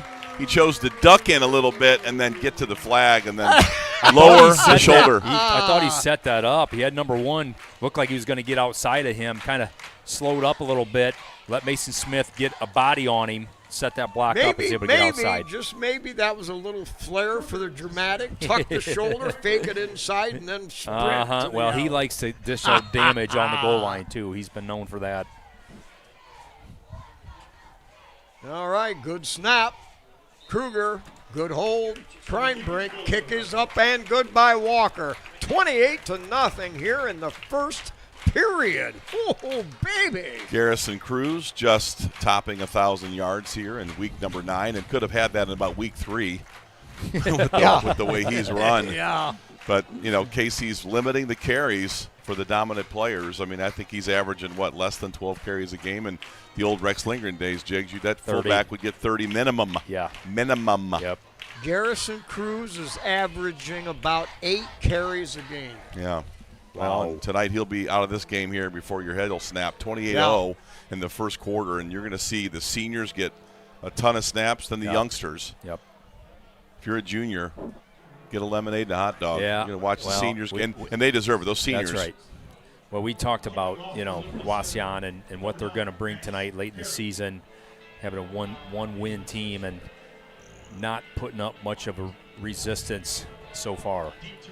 Yeah, this Wauseon team right now looks beaten and battered from a long season, Spike. And, I've been a part of a couple of these teams, at least one of them as a player. And, boy, oh, boy, it's tough. But you got to keep fighting, and this one's a difficult one for Wauseon. The Wauseon program, I checked this out, in the last 20 years, in that 10 years ago they had a good 3-year run. But you take that out of there, they've been a 500 team in the last 17 years otherwise.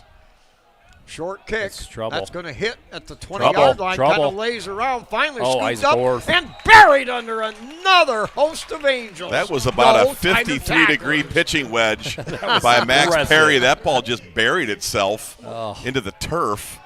And Isaac Orth, senior, just all over it. Again, we talk about his tackling. Yep. Outstanding tackler. We, in average here for Gary Cruz, he's got 1,004 yards, 71 carries. That is 14 yards. Wow. Per carry. It's pretty impressive. For a fullback. Noted. All right, the Indians come to the line of scrimmage. Ball at the 22-yard line. Motion this way. Out of the gun. They're going to throw it underneath and tipped. Boy. What a play there by Lonzak. Jackson Lonzak got that one. He was reading that play from the snap and kind of put it into a gear, and that right hand got out quickly, but that looked dangerous. He's moving up my list already. We are seeing reads, defensive reads. I'm telling you, these guys are picking it up quick tonight. These linebackers, man, you can't make mistakes against this linebacker crew, or they will make you pay. Sacks, tackles in the backfield, interceptions, you name it. They do it. Again, out of the gun. They're going to give it. No, quarterback's going to keep it. Fake the handoff. He'll plunge forward for actually a loss of a yard. Wow. What a swarming defense. Wow. Yeah, a lot of bodies, Spike, a lot of black uniforms. No one's fooled by the play action. No one's fooled by that RPO, faking the run, and maybe, no fooling tonight. Liberty Center all over it, and there's just nowhere to run inside for Wauseon. Nick Miller had him working on a lot of shedding blocks this week. That was one of the priorities. All right, dropping back. Pressure there. Oh, boy. Sacarino! These blitzes are just getting home. Man, he won. He had great timing on that blitz, like a Troy Polamalu. Yep. He gets up into the A gap, and next thing you know, he wins the block, and Lonzak just swarms and engulfs. He's just so explosive. He gets on you so fast. Quarterback can't even react because he is just boom. He's so fast to the point of attack. He's a complete player. Man, oh, man. There is not he is one a complete thing. player. He could be a running back. He could probably be the darn quarterback. He could be your safety. He could do a lot of things, Spike. Defensive end. All right, end of the first quarter, 28-0. Liberty Center taking advantage of some great field position. and they've got a commanding lead. We talked about this in the pregame just a little bit. It was abbreviated pregame because of senior night. And you had 19 seniors. It takes 2.5 hours to get all their accolades. Such a great senior class. But, the preseason schedule for Wauseon, they were tested 18-6. Those teams have compiled an impressive record, and the Fairview game was actually pretty competitive early. I thought Wauseon had some juice early. Right? It was a 6-point game in that thing, and Wauseon kept that thing close. Fairview, a good football team. So Wauseon has shown the ability to go toe-to-toe with some heavyweights. But, man, I think Liberty Center tonight, as Spike has said, big-time week of practice, great execution, and that's what you're seeing. 28-0. This is bigger than I anticipated for sure. This Liberty Center team just dominates bad play, and they put so much pressure on you defensively. If you make mistakes, you turn the ball over. It's just points, and it's points quick, and that's what's happening tonight. Well, turnovers in your zone, in your end of the field is just a death knell for offenses. All right, so Wauseon, unfortunately, to open the second quarter, standing back in the end zone with 4th and 20. Runs forward, gets off the left footer, and that's going to be a wobbler. Good block on there. Picked up there by Badenhop. Badenhop tries to throw a straight arm, but he's going to be swarmed under at midfield where Liberty Center will take over. Good tackle there. Brady McGuire, good coverage, and you got a dangerous runner. Isaiah Badenhop is dangerous in the open field. And, you talk about it, Spike. We've talked about it for years. Casey wants that ball picked up and advanced. He does not want that ball rolling, picking up extra yards. So good job by Isaiah, and he was this close. Yeah. He gets to the 50-yard line, he is gone. Casey doesn't make any bones about it. You catch the ball. All right, Tigers come out. We've got Sonnenberg spread out wide here on the short side of the field. Orth switches over now. He's in the slot on this side.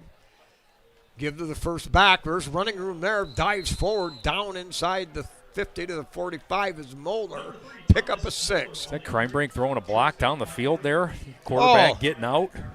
Kreinbrink. He kind of looks like known as a fullback. He loves that. He loves that sneak. He loves that stuff.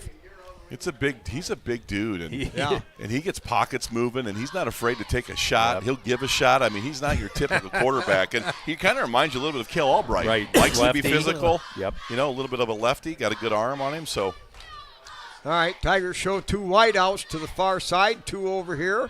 Now motion Lonzak. They're going to fake the handoff. They throw underneath to Gray. Great block there. Gray heading up the sideline. He's fouled a blocker there, and down inside. And down to the 10-yard line, tiptoed down the sideline.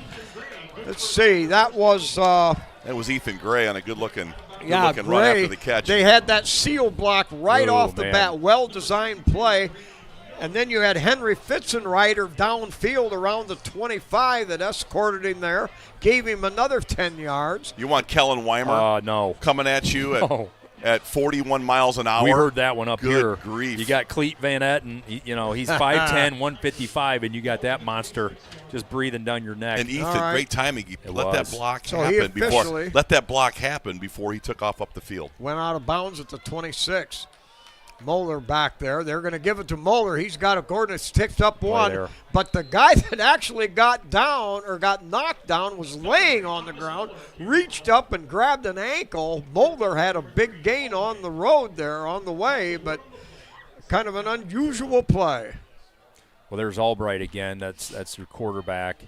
He's a good-looking linebacker, maybe a better linebacker than second-team All-League linebacker last year, 80 tackles. I mean, your quarterback is playing linebacker. I mean, there you have it. That's a great play. All right, Kreinbrink under center. He's got a wide out to either side. Moeller on the left, Cruz on the right. And play blown dead. Somebody moved. Isaac Worth, I think. Little false start. That's senior. The first. Isn't that about the first bad penalty we've had? Maybe. A procedure-type penalty. So that part's went pretty well tonight. All right. Orth getting some snaps at wing. Baxter Barrett, a little bit of a groin this week, so you're going to see a bunch of wings play tonight. All right. 2nd down and 15 for Liberty Center from the 32. Kreinbrink back to throw. Wide open. Has pressured. Got a man out there, just overthrows him.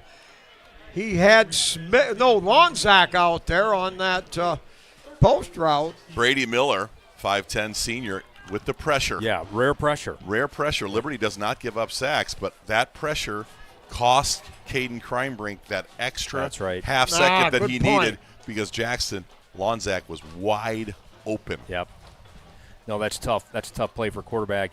To hold that one more second. And right in he his is- face, yeah. too. That blitz came right Yep. in the A-gap. Well, we're in 4-down territory. Liberty 3rd and 15. Kreinbrink. Now motion from Gray.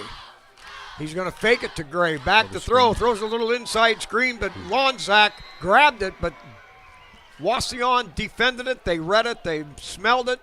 No gain for Liberty Center. 4th down We're coming gonna get up. a field goal here. There's no 33 reason. There's no reason why not to try it with the senior 50-yarder. because he can hit this. Unbelievable. Max Walker can hit a 50-yard field goal. Ball's going to be placed near the hash mark right at the 40-yard Look at line. this. And Believe you me, for the weight that guy pumps, there's no way he's not strong enough. That won't be the issue. Here we go. Here we go. Oh, this would be something. Everything's good on the He's way. got it. It's Got on it. the He way. blew it. It's up. He got it. It's Whoa! oh, good. short. That ball went right under the crossbar. Oh, that my would have been gosh. good. From Man, I thought that was 49. in. That would have been good from Unbelievable. 49. Oh, what a what leg. an effort. That was a thing of beauty. Man, oh Woo-hoo. man. Oh, Man, my that had to gosh. be inches. I thought it got over. I'm calling it good, and it just an inch. Oh, Boy, he blasted that Bucky. thing, didn't he? man, what a leg. Oh, man. Max Walker. Jigs. Oh, And he had it right no. on. I mean, he was Oh. Boy, what you a can't- weapon. That guy, that's Wow. something you may need down the stretch. Well, this is exactly the moment you want to try those extended Oh, field yeah. goals. All right. Man, that thing was accurate. That was down the throat. I thought, Oh, my I thought it goodness. was in. He'll tell you he didn't even get it all, I'll bet. All right, so from the 20-yard line, Give on a little spin or sweep spin move there, picks up a couple.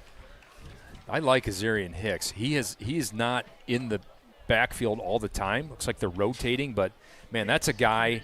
If he's not my running back, I'm putting him at a slot and at least getting him the rock. Well, you see him in Because special man, teams. he is explosive. I don't Special understand. teams, that first 8 yards, he's better than everybody else. Get the ball in that guy's hands. He'd be my slot guy. He'd be wing. He'd be touching it about 25 times. Wauseon now tightens up their formation. Little play action. They're going to try to dump it out there. And the receiver, I don't think, didn't even know it was coming until it was too late. Now, Coverage back there. Ty Jackson was hunting that It's down. all over it. Again, Spike, you watch these routes. I mean, there is nobody open. No, and Nobody everything's is open rushed. for Wauseon. Everything's rushed. This quarterback has no chance to set his feet, throw the football. He's having to throw it earlier than he wants to, and that's why you're seeing some errant throws. You know, he's already inaccurate enough. He's Yeah. completing at 45% rate, but with Liberty's blitz packages and cornerbacks no and chance. snipers really covering well here. Well, Wauseon now with a 3rd and 9 at their own 22. Back this time, has some time. Pressured now, forced out of the Ooh, pocket. big hit. Sacarino pulls Weimer. loose on the deck. We've got a wild scramble. Liberty Center recover. Wow. That was Max Walker What just a delivered. Holy Can we see that one again, Cole? That's a Max Call Walker. off Whoa. the dog. Kellen Weimer, Max Walker special. And I think Kellen had him low, Max and got Max it good. blasted him. Holy smokes. See if we can get There. that. Can we get that here? Let's watch 60 gets there first, but then Max finishes him for the fumble. It was a big finish. He's got time. He's got time. Now the pocket Up in breaks this- down. Boom! Ooh, that's a big hit. Wow. That Weimer was on top of it. Spangler. Spangler Underneath. slowed him up, but it was the explosive hit by senior Max Walker that created another turnover, Wauseon's third. 8.5 minutes to go. Good Ball grief. on the 10-yard line, 1st and goal. Give to, no, up inside. No, they stepped Farm. to Gary. Gary around the end, and Gary goes over the top, plows over him into their orange territory. It is a Liberty Center Tiger touchdown. Great fake to Moeller inside, and then pitched and got it deep to Gary as he swept the end. Woohoo! Well, you put Gary Cruz one-on-one with a corner trying to make a tackle as he's heading towards the the end zone and the flag. Just that's one of those you just kind of dismiss yourself, get to the sidelines and grab yourself a Gatorade. I give number 17 a props there because he tried. I think he tried to hit him. He turtled up a little bit after the hit. At least he did. I've seen guys not even try that this year. Good snap. Hold good. Kick up, and it is good again. 35-0. Still 8.5 minutes to go here in this second quarter. Can you believe the turnovers, the field position? I mean, well, and anytime that you can create a turnover on a tackle with that kind of velocity, impressive. Roger Carpenter, an all-state defensive end, tells a great story about his days with Norm Decker and the great Rick Volk. In 1961, Wauseon, I believe, was undefeated. Yeah. And Norm Decker saw a lot of Rick Volk get outside and run down the sidelines for touchdowns. He said to Roger Carpenter before the game at Wauseon, he says, "Roger, you better not let Rick Volk get outside you, or both of us are going to go to the hospital together." And Roger says, "Why are we both going to the hospital?" He says, "Well, a physician's going to have to remove my foot from your keister." And Roger says Rick Volk did not get outside one time in Liberty Center, 22-0 over the great Rick Volk, who went to Michigan and played with the Baltimore Colts. Wow. But our own Roger Carpenter, a legend, Yes. legendary linebacker, All-Ohio, 1961, beat the great Rick Volk, 22-0. And that is exactly the way Decker coached, too. No hand, no Hey, ball. you're not going to the hospital. We're both going together.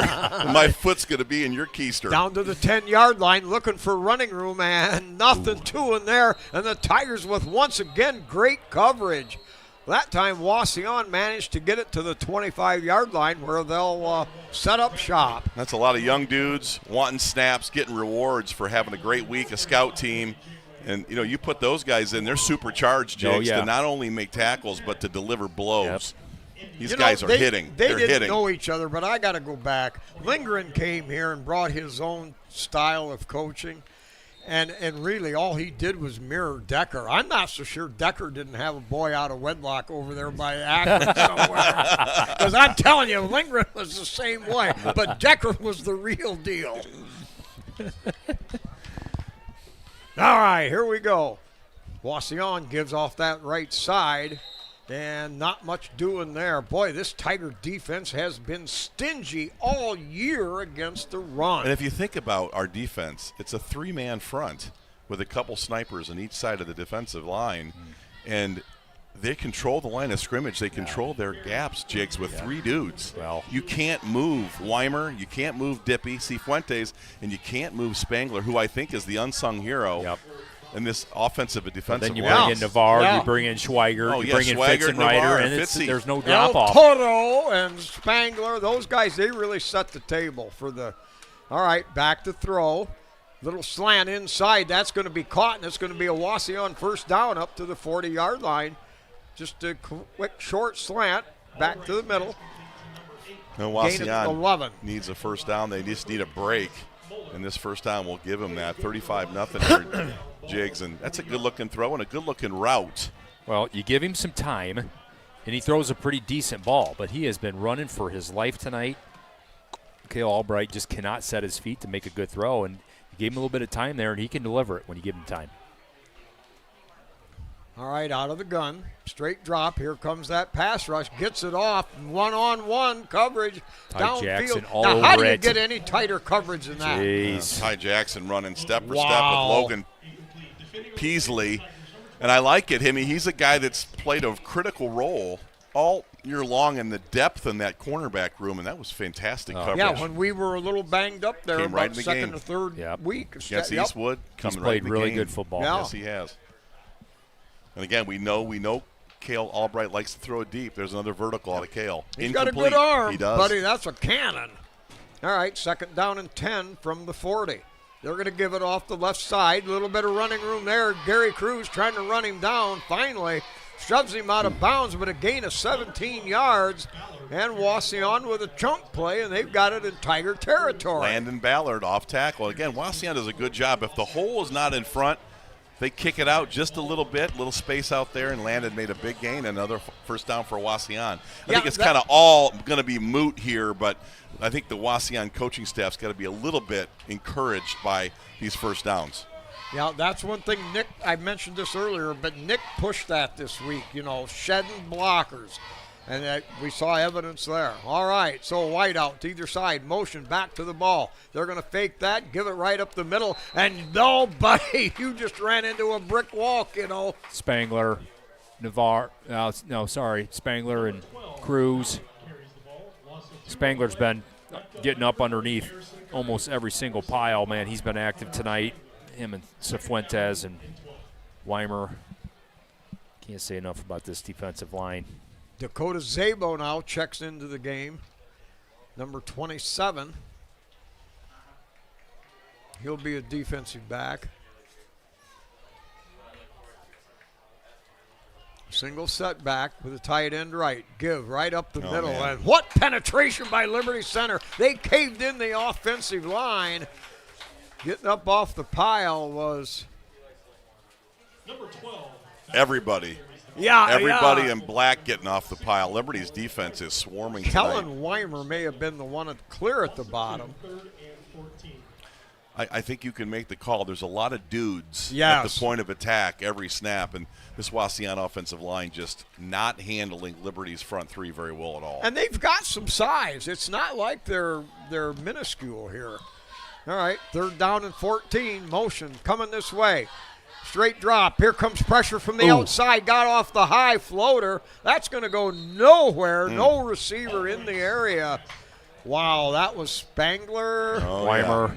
Wow. Yeah, but Spangler just absolutely blasted Cale Allman And, right front. and I mean, tell just, you what, wow. they can keep that pressure up all night long because as many wind sprints as this guy's do in practice, I mean, it makes me sick to think of it, let alone try it. Wow, I don't know how they do it. And they're laying some licks here. I mean, these aren't just arm tackles. These are shoulder pads, square, and the spine. Wow. Tigers have a single setback. Short punt. That's going to hit at about the 15. Take a great roll. Tigers had no chance to return that, and it's going to go all the way down to the Liberty Center around the 2-yard line. Wow. That's one of the strengths of Wauseon's football team is their special teams. Colin Minetti, he's a senior, and he's one of the best kickers in the league. Yep. It is rare to be able to have a coffin corner kick with 2 returners, Jigs. Right. It was a fantastic He's been kick. out in right. spirals, too. Man, he's had some really good kicks tonight. Now, let's just see. We've got the ball on our own 2-yard line with 5.5 minutes to go. Let's see what the Tiger offense can put together here. Tigers show a couple of wide outs to this wide side, one over there. Out of the gun. They're going to hand it off right up the middle. Nosedive there, maybe a couple on the play, but Wauseon defended it well. The Liberty's going to be content just keeping the ball on the ground and patiently picking up first downs to run the rest of this clock out. They do get the ball at half, so you could see a scenario, Spike, where they're up 42-0 with the ball coming out in the second half. Wow. Spangler checks into the game. Cole Spangler along with Isaiah. Look for this to be a little bit more wide open, fellas. Let's see if we get a down the field shot here. Badenhoff's going to line up as a wide receiver, but very tight formation for the Tigers. Look out. They're going to run the pitch deep. Got people out there, cuts it back across the grain, shuds a tackle with a straight arm, and finally caught from behind Gary Cruz all the way out to the 34-yard line. A gain of 33 yards, and the Tigers now in business with a little bit better field position. Good-looking tackle by Dylan Burkholder. He about knocked that ball free as he chased him from behind. Wauseon could use a turnover right now to stop this Liberty Center offensive machine right here. Gary was not that far from taking that. it Was a Cruz run. He had a Yeah, cordon of blockers. Wow, what a battleship. All right, Tigers with another tight formation, wing to the far side. Gives it the first back through is Moeller. Moeller spins off that and gets up to about the 37. It'll be a gain of 4. We got Brian driving on Archbold here in the first quarter. Archbold up 13-7. Brian about to punch one. You don't think Archbold's thinking about next week I for think the they league are championship because they're about here, to give up a touchdown to be tied up here. Oh, boy. All right, Tigers with a 2nd down and 4. They come to the line of scrimmage with a Gray spread wide to the far side, double wing set. Single setback. Now in motion, Mulder. No, play action, back to throw. Lofts it out there and well covered. Wauseon did a great job on their pass defense over there. Nobody open. Tyler Rodriguez is going to get pass interference against Cole Spangler, I think. He came over the top of Cole. Cole wasn't even like the intended receiver on that. We'll see if that's the call. It looked to me like there was a mix-up on the route. I think they both ran the same route. Yeah, they ran together. Cole might have been – he's probably supposed to go a little bit deeper on that, and Gary's supposed to come underneath would be my guess. Well, I think that's a mercy non-call. Wave the flag Oh, he off. waved it. Oh, wow.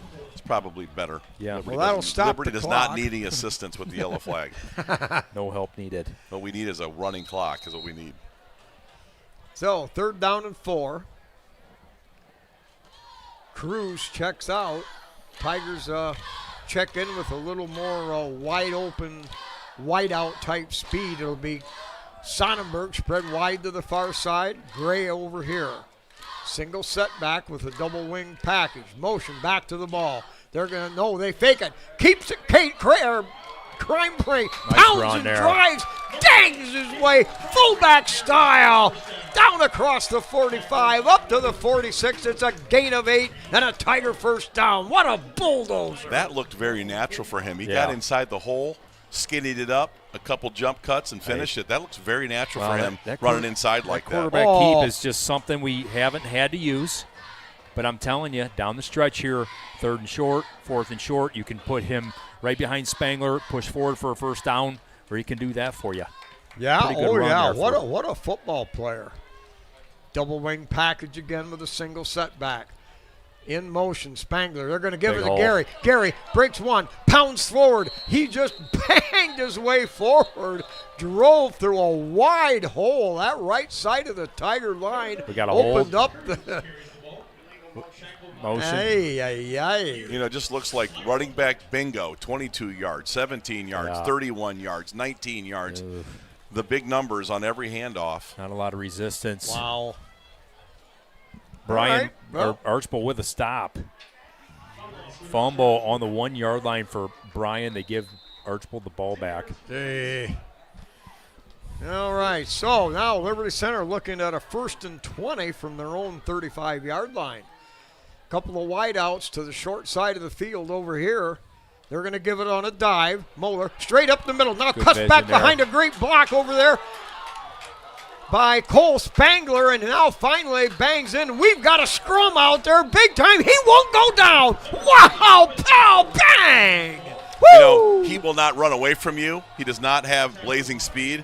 But, man, does he see those cut lanes, Yeah, Jigs? he's got great vision. He gets in those holes real nice and sets up blocks real nice. That's a very mature runner in Thomas Muller right there. Kind of like a power tugboat. Well, no. No, a lot more power than that. Wow, what a move. All the way down now to the Is there such thing 36-yard as a line. power tugboat? I'm trying to think what that looks Well, like. it might not be Moeller. Moeller Power might be more tugboat. Hey, you got to pull them big battleships like Cruz through the shipyard there. All right. Drops back, play action, has time, now has to roll away. Great block there, but still running him down. He tucks it under, throws a shoulder into him, and Cranebring bangs his way down to the 25-yard line. Gain of Boy, around it's been 10. a tough drive But here.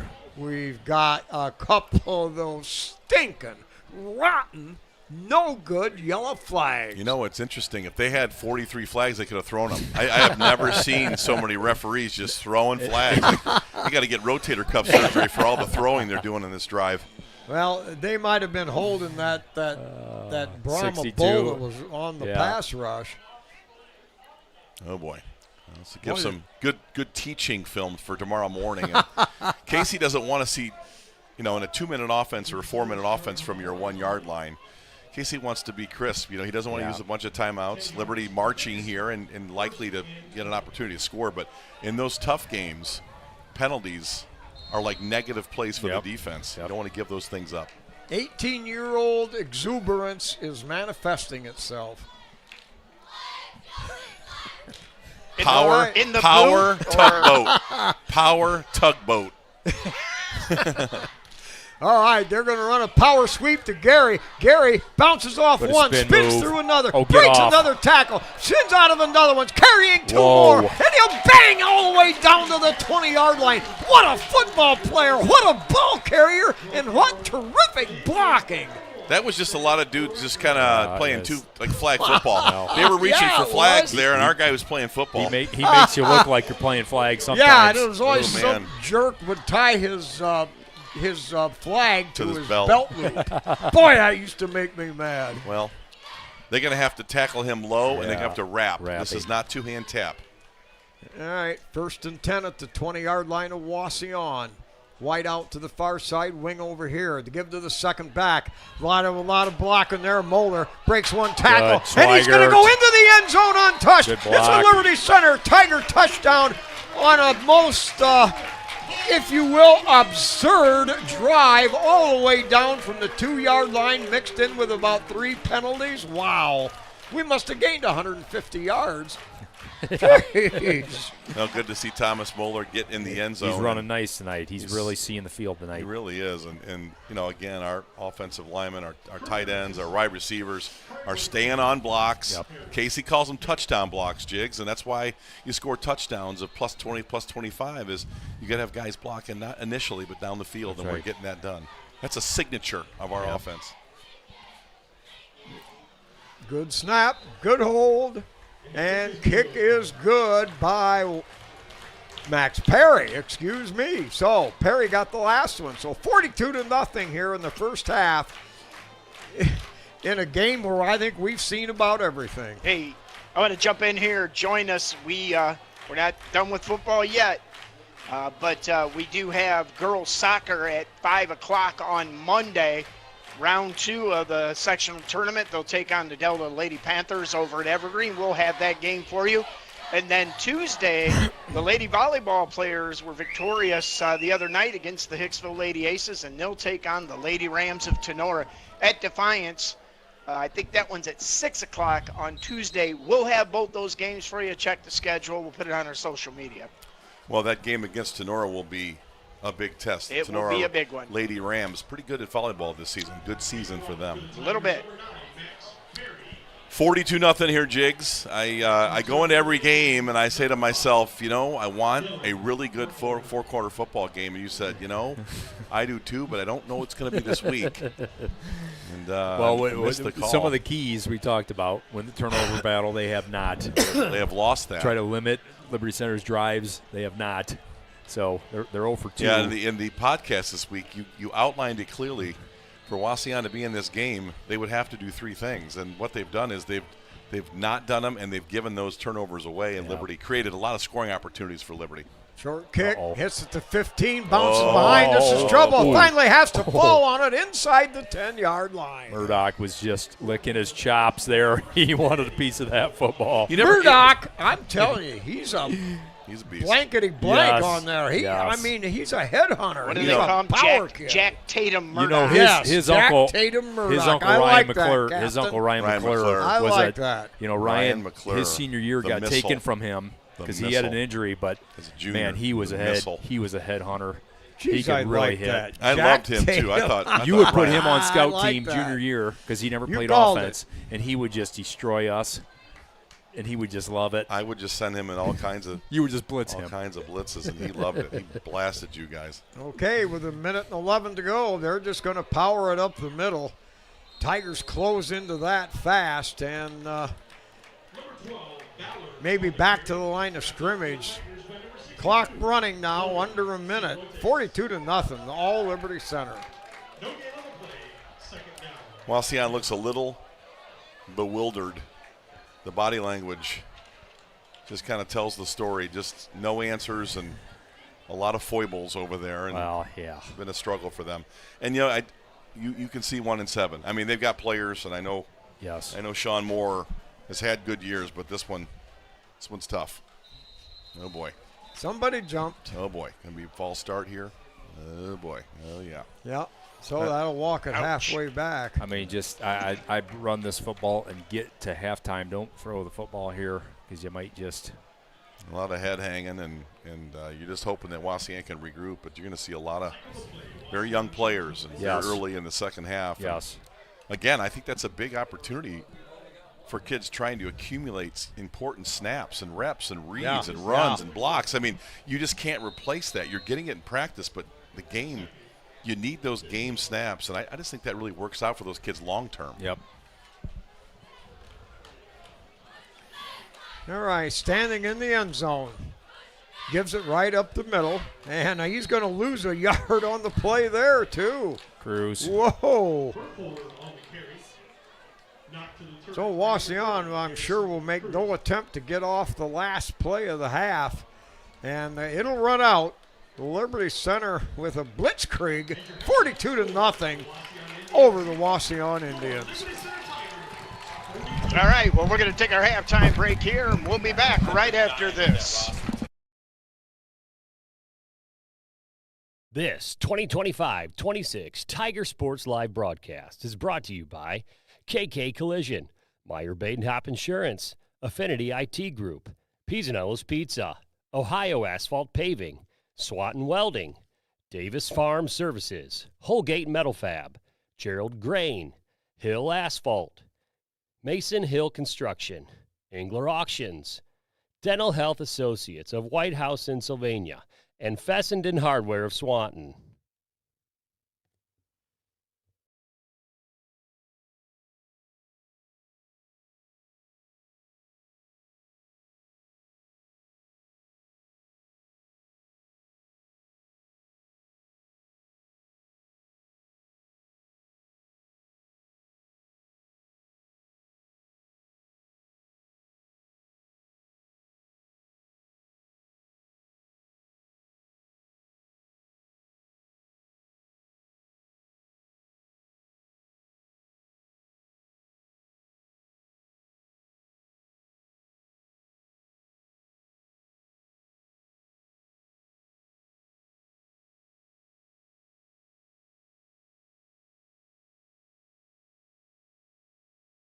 In music history.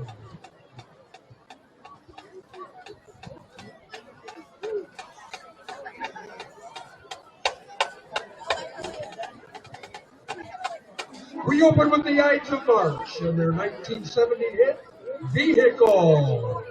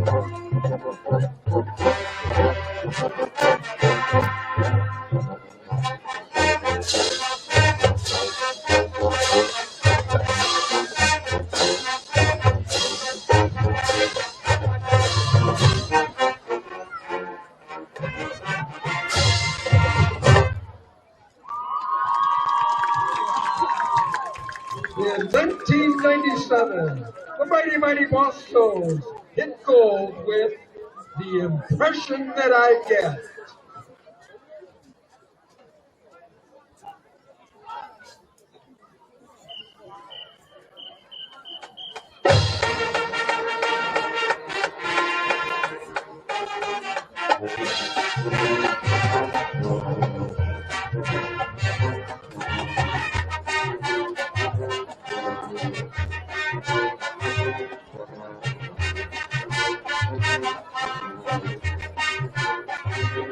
This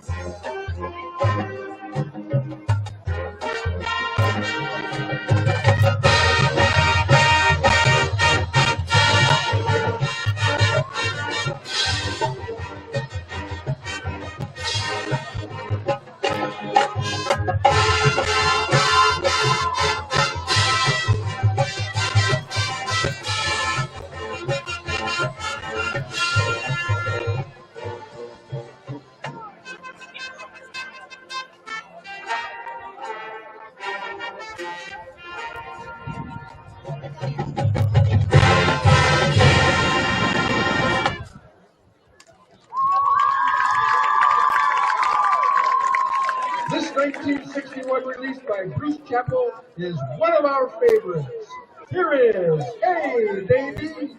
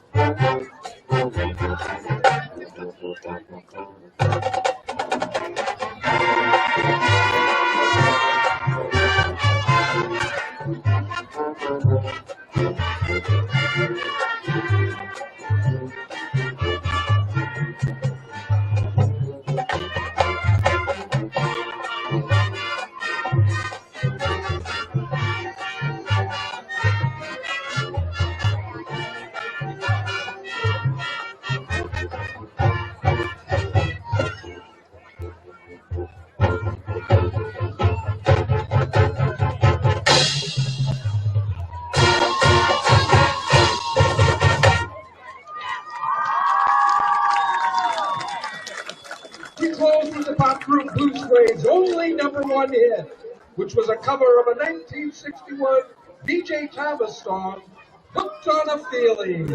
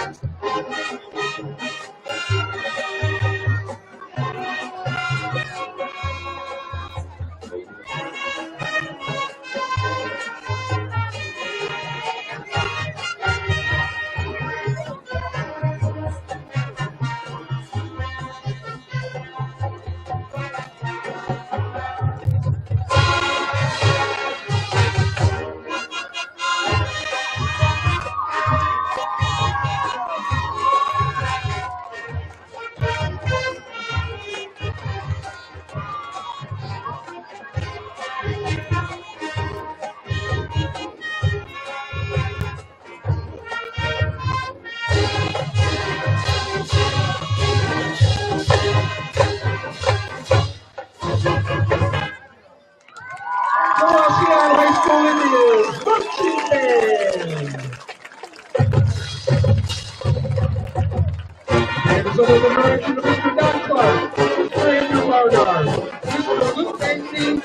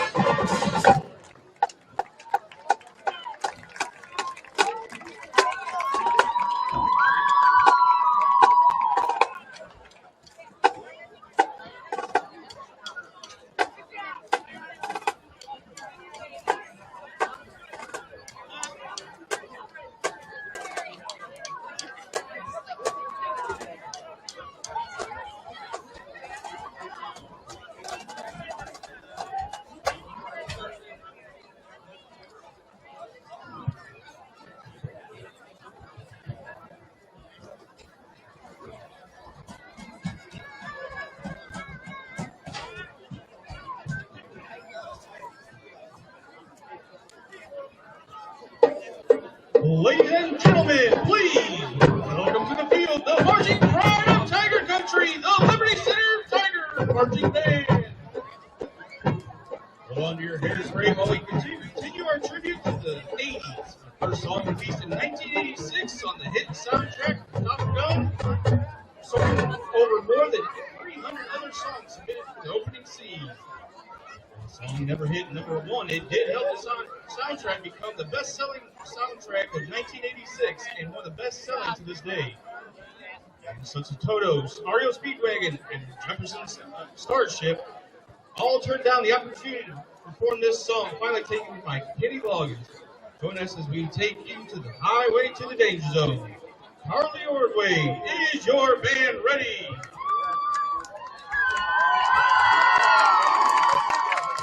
Ladies and gentlemen, the Tiger Marching Band.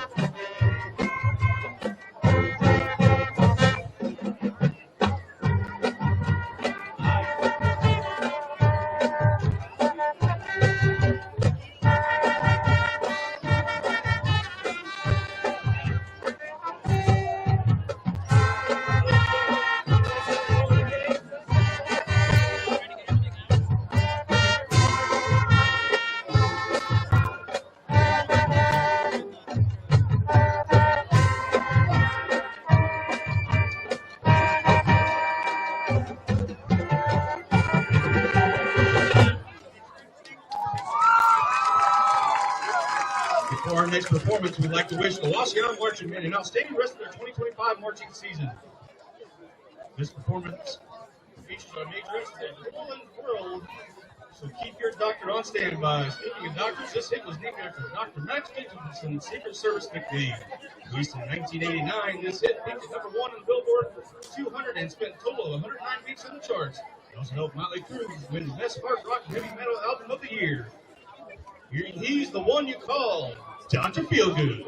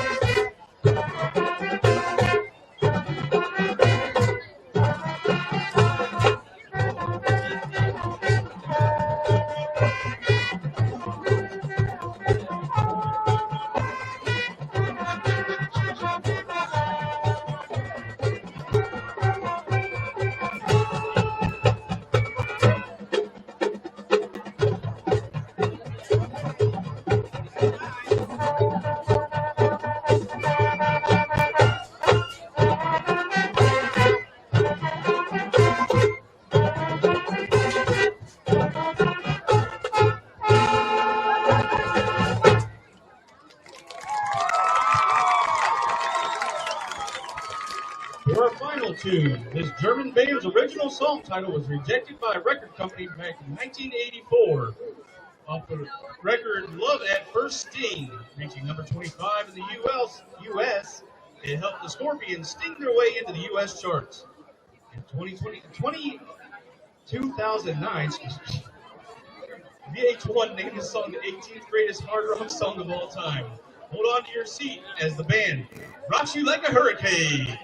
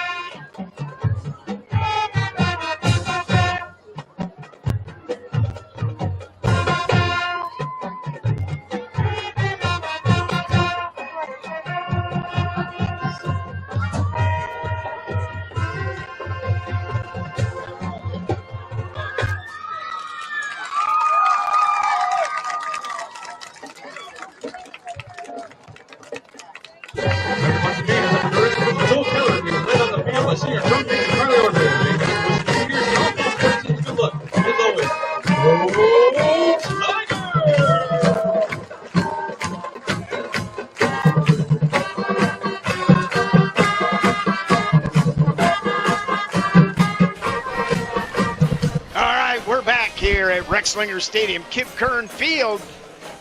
Halftime show. Bands did a great job. Liberty Center leads 42-0. And Scott, I'm pretty sure you're going to statistically tell me why. Well, we talked about it a little bit in the very brief KK Collision pregame, and everything has kind of come to fruition here for Liberty Center. Let's go over the numbers, and I think they're pretty telling.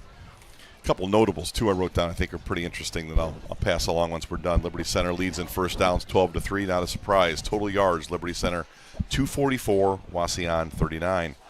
Passing, Caden Crimebrink is 6 for 8 for 82 yards and 2 touchdowns, and he just continues to be efficient and accurate and just looks very poised in the pocket. Again, he's not getting a lot of pressure, and he's not seeing a lot of stress, but those throws have been on the money. Cale Albright, 3 for 12 with 2 picks, and Wauseon had 3 turnovers in the first half, and they fumbled it twice and got a fumble back. So Cale has struggled. He's 3 for 13 for -1 yard in the passing game. I think that was a lot of negative plays in some of those bubble screens and some of those short throws. Liberty's defenders just swarming those, and the 2 interceptions were impressive. The 2 outside linebackers, Garrison Cruz and Jackson Lonzak, both just jump routes, and Jackson could have had another one. And you say he's in the lead for the Iron Man or the Man of Steel, the Swanton Welding Man of Steel. You might be right. He's up there. Now look at they went the campaign train. The tackle, jump on the Jackson Lonzak train early on, even though Max Walker has 9 tackles and Garrison Cruz with 7. Liberty Center 17 rushes for 162 yards. Big night by senior Thomas Moeller, getting the carries, 7 carries for 79 yards. He's running at 11.28 yards per carry clip with a touchdown. And Garrison Cruz, 6 for 74, 12.33, couple tutties. And really, it could be a lot nastier than that. I think both of those guys will have limited carries in the second half. Wauseon, 13 carries for 40 yards. Azarian Hicks, 4 carries, 28 yards, and a couple explosive plays in the return game. And Jigs, you've just been beating that drum. Why is he not seeing the football 10 to 15 times a game? I don't know either, because he should be. Here's a couple notables, though, I think that I've taken away from this matchup. First of all, Liberty Center 2 interceptions, 1 fumble recovery, and caused another fumble. So Liberty is really turning Wauseon over. The penalties, Liberty Center 4 for 35, and this will be plenty of coaching fodder for Casey. Yep. He hates the penalties, especially on that 4-minute offense inside the 5. Again, I think those are all legitimate penalties, and I think Casey will have something to talk about. There was a piece of information that floated my way that I thought was very interesting about this Wauseon program. The 7th grade game for the championship, they played over there, I think, yesterday. Yes. Liberty Center won that game 16-12. But Tiplady kid, I'm not sure if it's Aaron Tiplady or it's Drew Tiplady. Drew's son, yeah. I think that they have close to 40 7th graders. Wow. I understand that the stands were jammed in a line before the game.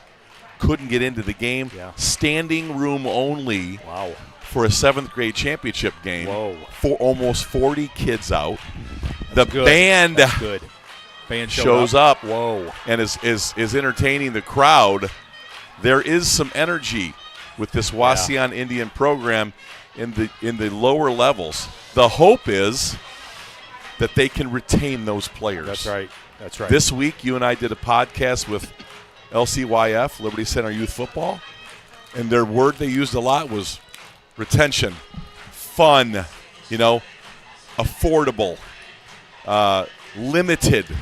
Less is more. You heard that a lot, right? That's right. You don't keep kids out for your varsity football team by playing them to death when they're in 5th grade. That's right. You got to take those crazy fathers and sit them down.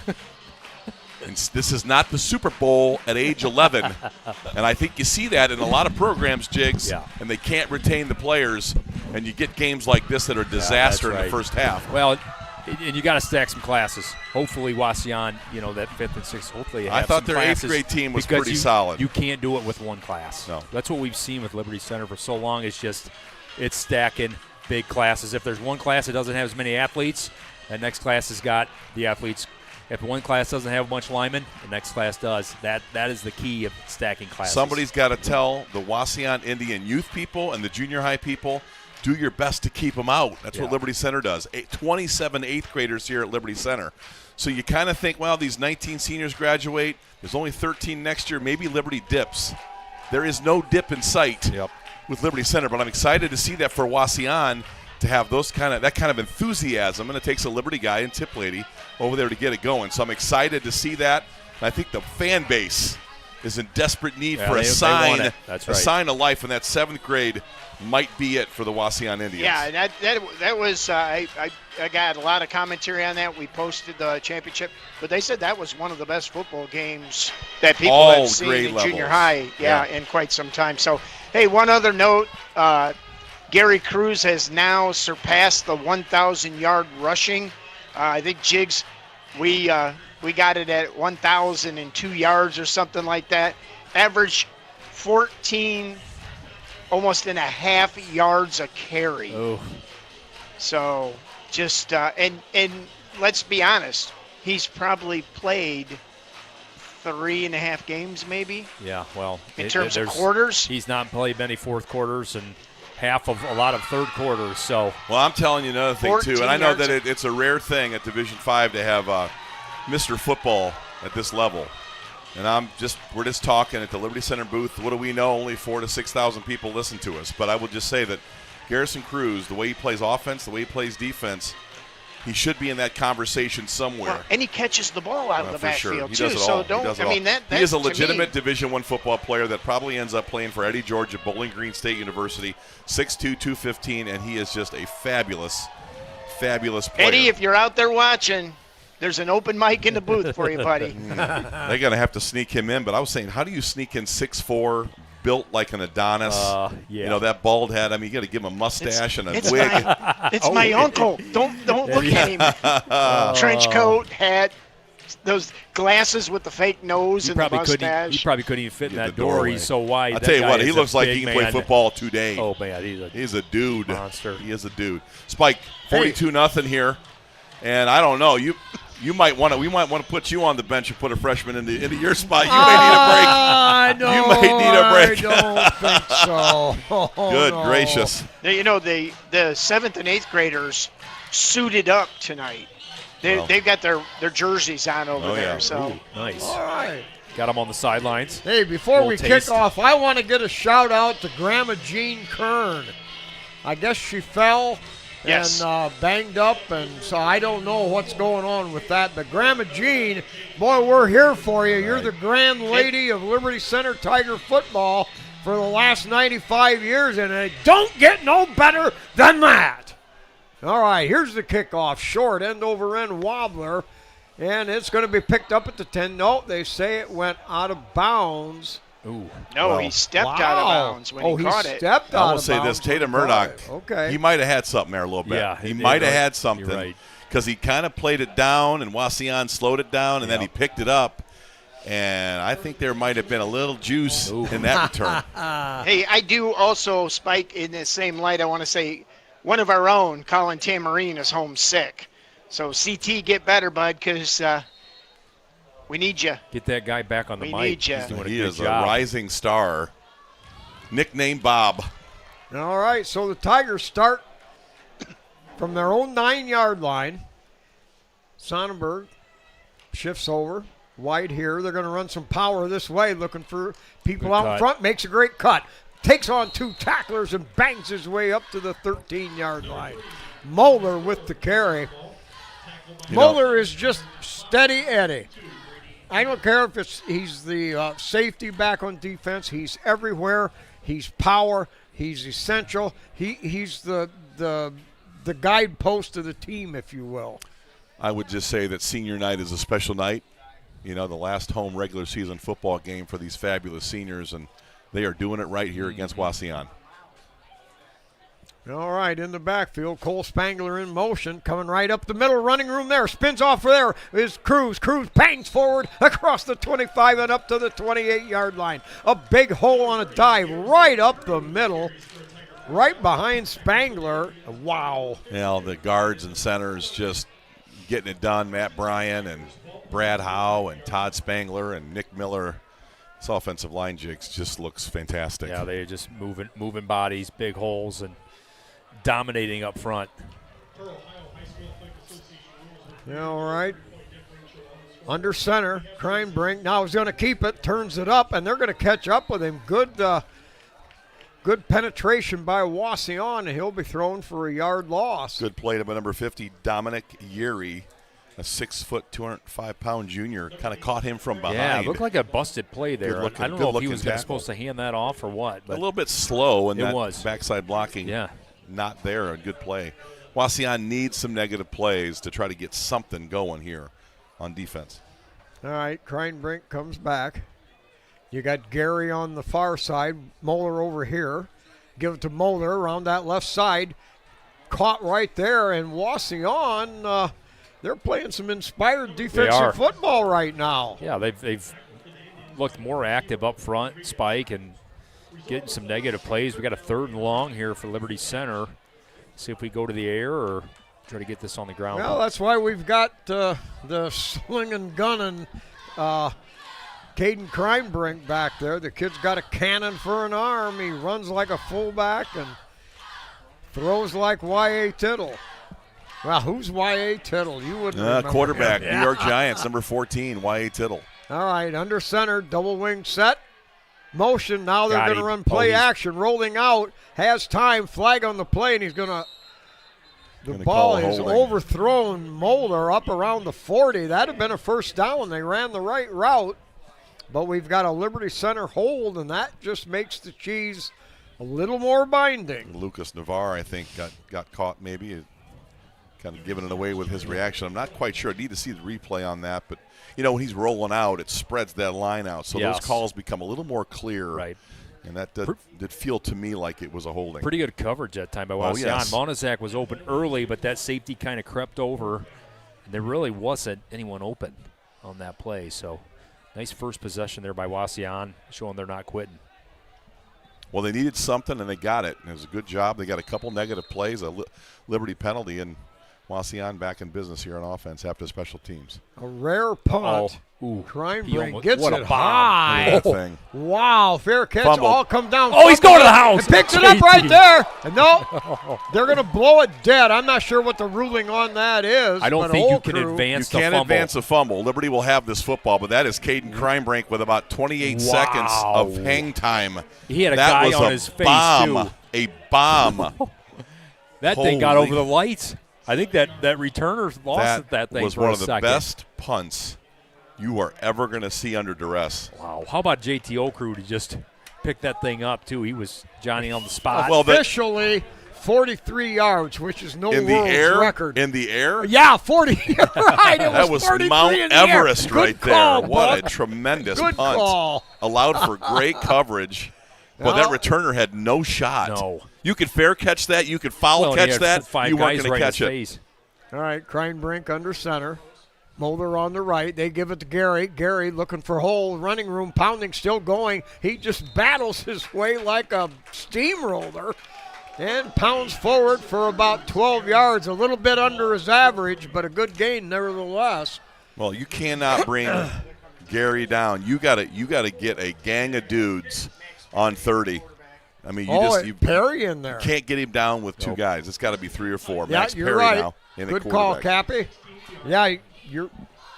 Yeah, he's just something. Cruz on the left, Moeller on the right. Perry hands off to Moeller, and Oh, we're going to boy. have that play False start. blown dead right away. Got some new linemen in there, too. I think Flory now at procedure. center, trying to Trey kind of Flory. get that figured out, the snap figured out here. Looked like they're going to let Max let one rip there, didn't it? Yes, Looked like sir. it was going to be a pass. Mason Talon in at guard. Dakota Zabo checks in. They've been rotating players all night, though, and some of those positions are harder to get in and start cold. And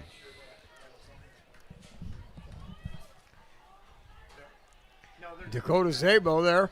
Now they get it off. Power sweeper on the right side. Good Give to block Moeller. by Moeller Zabo. bring him pounding, landing, and into the end zone. Rambling all the way from 21 yards out. It's a Liberty Center Tiger touchdown. See that again when you get a chance, Cole. Dakota Zabo just coming in.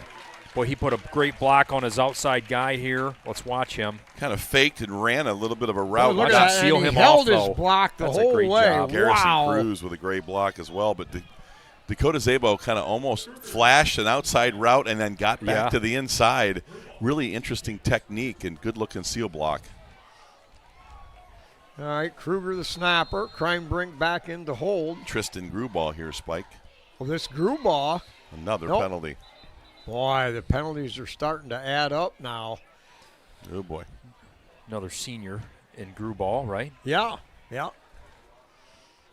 We got 4 guys that can kick on this team. Yeah. Legitimate kick. Legitimate. And I think Unbelievable. Mason Talent's a kicker. Do you have him in that 4 guys?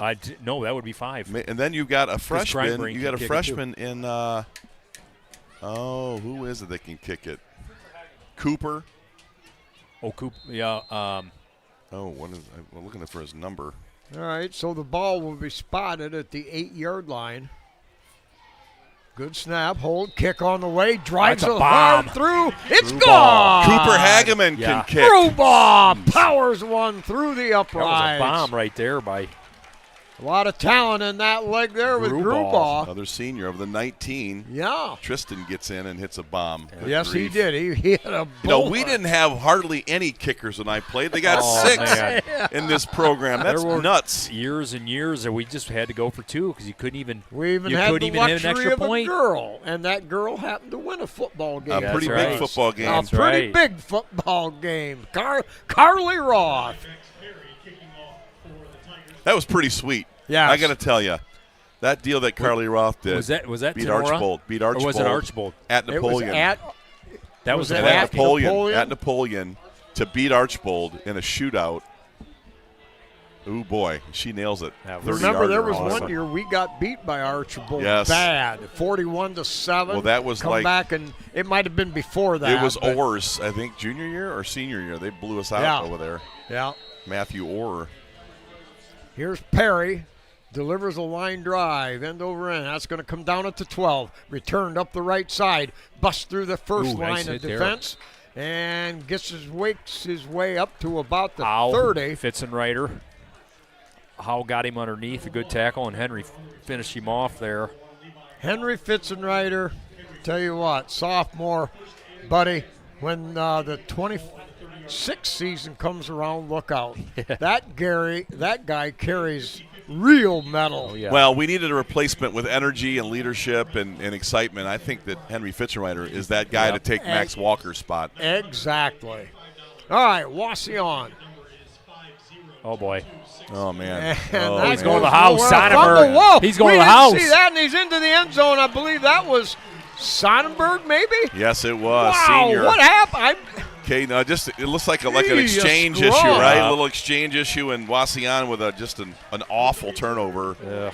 I mean, they come out and play some defense and get after you a little bit in that first defensive drive they had, and holy cow. That's their 5th turnover. That's Turnover number 5, and could have had 6 very easily. Hey. Wow. Yeah, you just can't stay in football games. Well, they're not in this football game. They've been out of this football game for about a couple hours right about now. Holy cow. Grubaugh's going to get another shot. Absolute debacle of turnovers for Good Wauseon. snap, good hold, kick on the way. He got a little more into that one. It is good. I'll tell you what, That Tristan guy could Grubaugh, probably hit a 56 to 40, 50 nothing. yarder. That was a bomb, Grubaugh, too. hey, that first one was good. It was a line drive. That was majestic. Yeah. Powerfully majestic. Jeez. wow, that was impressive. Embarrassment of riches in the kicking game for Liberty Center. You can't say that very often here. I'll tell you. Kickers everywhere. I mean, the kickers are everywhere. Good grief, man. That's just, there's been years here we've had good offense, not as good defense, not as better offense. Special teams has struggled. It's just, it is all three facets. It's a complete with this year. team. There's no weakness. You Let me cannot just point say, to one though, thing here. you're right. But the schedule just has not panned out in No. terms of strength of schedule. No. And we had some big boys in Division 5, and we got a big boy next week at Archbold. Yeah. Looks like the seniors are going to get their win, and Casey Moeller will etch Yes. win number 100 here tonight. That's a big milestone for Casey. 9 years, 100 wins. Well, we play Pretty good. 38,000 playoff games, so Liberty wins a lot of them. Line drive kick. That's going to hit it to 12. Picks it up, heading down this far sideline. Now kicks it boy. outside. A little bit dangerous. Slowed down. Max Perry on the kick and the tackle there. Thad Reckner, another good-looking senior athlete. I Yeah. mean, Wauseon's got a bunch of guys do. that are good athletes. There's no question about it. I mean, they got good size. They've got good athletes. They've got some speed. It just they've not been able to put it together, but this roster is loaded full of guys. You just wonder. You see some of these things on offense, and there's just no quick passing game to get the ball out quick. No. You got to give your offense a chance. All right. Now Like play on action back. in trouble Ooh. and had to hurry his throw. Got it out there. Great pressure. Like you can't even make the fake read right now because our linebackers Wow. are on you. So Yeah. scratch it and run some bubble screens and get the ball out of his hands. Jackson- Slow developing is not working. Jackson against Liberty Lonazak Center. reads the right key, and then his explosiveness gets him to the point of attack, Yeah, Jigs, that guy's just had faster than anybody. He's had a great night. Lonzak is a stud. Whoa. He is on my list. Tigers put pressure on there. It'll Oh, loft boy. one out to the far Great job by sideline. Badenhop there. Good coverage there by Brady Badenhop. Stride for stride with the receiver. Nowhere to go. There's a guy that starts for every single football team in this league. Absolutely. Right. Brady Badenhop is a starter for Yes. every team in this league and maybe a two-way starter. Yep. That's how much We of a got player a bunch he of is. them guys out on this team. And they're going to be needed next year. That's right. We're missing some snipers. This senior class, we graduate some really good We do. football players. But they ain't done yet, man. Mike Vickers said last week, Liberty might be at the halfway point after week 8. Might Wow. be at the halfway point. All right, back to throw. Little Got bit of him. time. Got a man Uh-oh. out there. Read the route wrong. Moves past one, tackle. but great Great job tackle. there by Ty Ty Jackson. Now there was a tackle. Wide open field. That's right. Guy made a move on him. He recovered and grabbed and hung on. Yeah, that was a good job. He had sprint and speed right at you. Ty broke down, was able to wrap him up. I like it, too. Job. You know, you got a senior, Caden Sonnenberg, going over to a youngster and Levi Howe and coaching him up a little bit. A little bit of a blown coverage, but a lot of coaching, a lot of encouraging by these seniors. And the third quarter has mercifully come to an end for Wauseon. All right, so 56-0 after 3. All right, let's hear from our sponsors. This 2025-26 Tiger Sports Live broadcast is brought to you by KK Collision, Meyer Badenhop Insurance, Affinity IT Group, Pisanello's Pizza, Ohio Asphalt Paving, Swanton Welding, Davis Farm Services, Holgate Metal Fab, Gerald Grain, Hill Asphalt, Mason Hill Construction, Engler Auctions, Dental Health Associates of White House in Sylvania, and Fessenden Hardware of Swanton.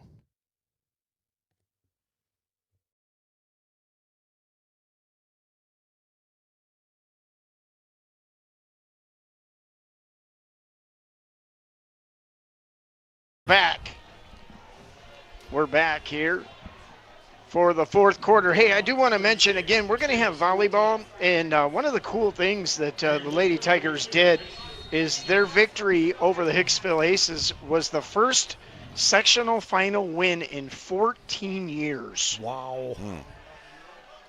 So congratulations, Lady volleyball players. Absolutely. All right, just a good old power football there. Good for 6 yards by Wauseon on first down.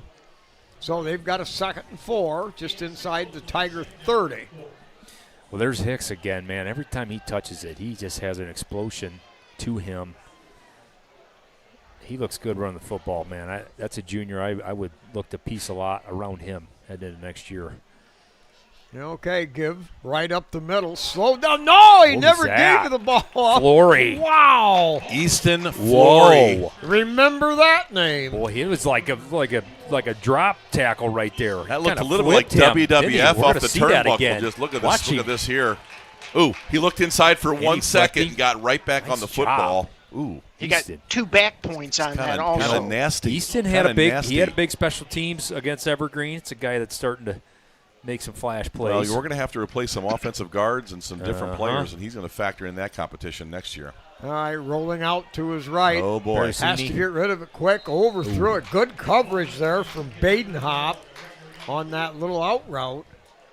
You had Levi Spade, too, in pursuit there. I mean, just hungry. A bunch of Tate young Parasini. Lion Clubs. Yep. Just, ooh, give me a piece. I want a sack. the Lion Cubs are looking for a listen, meat if you're meal. if you're a younger defensive lineman, you want Spike to hit you with the Saccarino, right? As a sophomore, you want that. You want So- the Saccarino. What's the other one? Is the Slammerino? You got a Saccarino and you got a And a smackerino. Smackarino. I tell you, I don't know what's better, Smackarino or You can pretty much put Slammerino or a Reno on the end of anywhere. You know, a hot dog Reno. I want a Reno. Get a Reno, man. Oh, Back boy. to throw. Great Screen. pressure. They set up a screen. That's complete. Cuts to the outside. Breaks one. Still going. Tigers there battling around him. There's about 9 Liberty Center football players surrounding him, but a pickup of about 34 down to the 15, nearly 20 yards. Now, Spike, just to go back, do you have, other than a Smackarino and a Saccarino, do you, in your catalog of Renos, do you have another Reno, like a Slammerino or a Hammer Reno? I could come up with a whole new booklet. a horde of Marinos. Of big-time wrestling and the turnbuckle Reno. Oh. And everything. Turnbuckle Reno. Wow. The Tigers swarm all over that Look one, at and they make up 55. for the last play.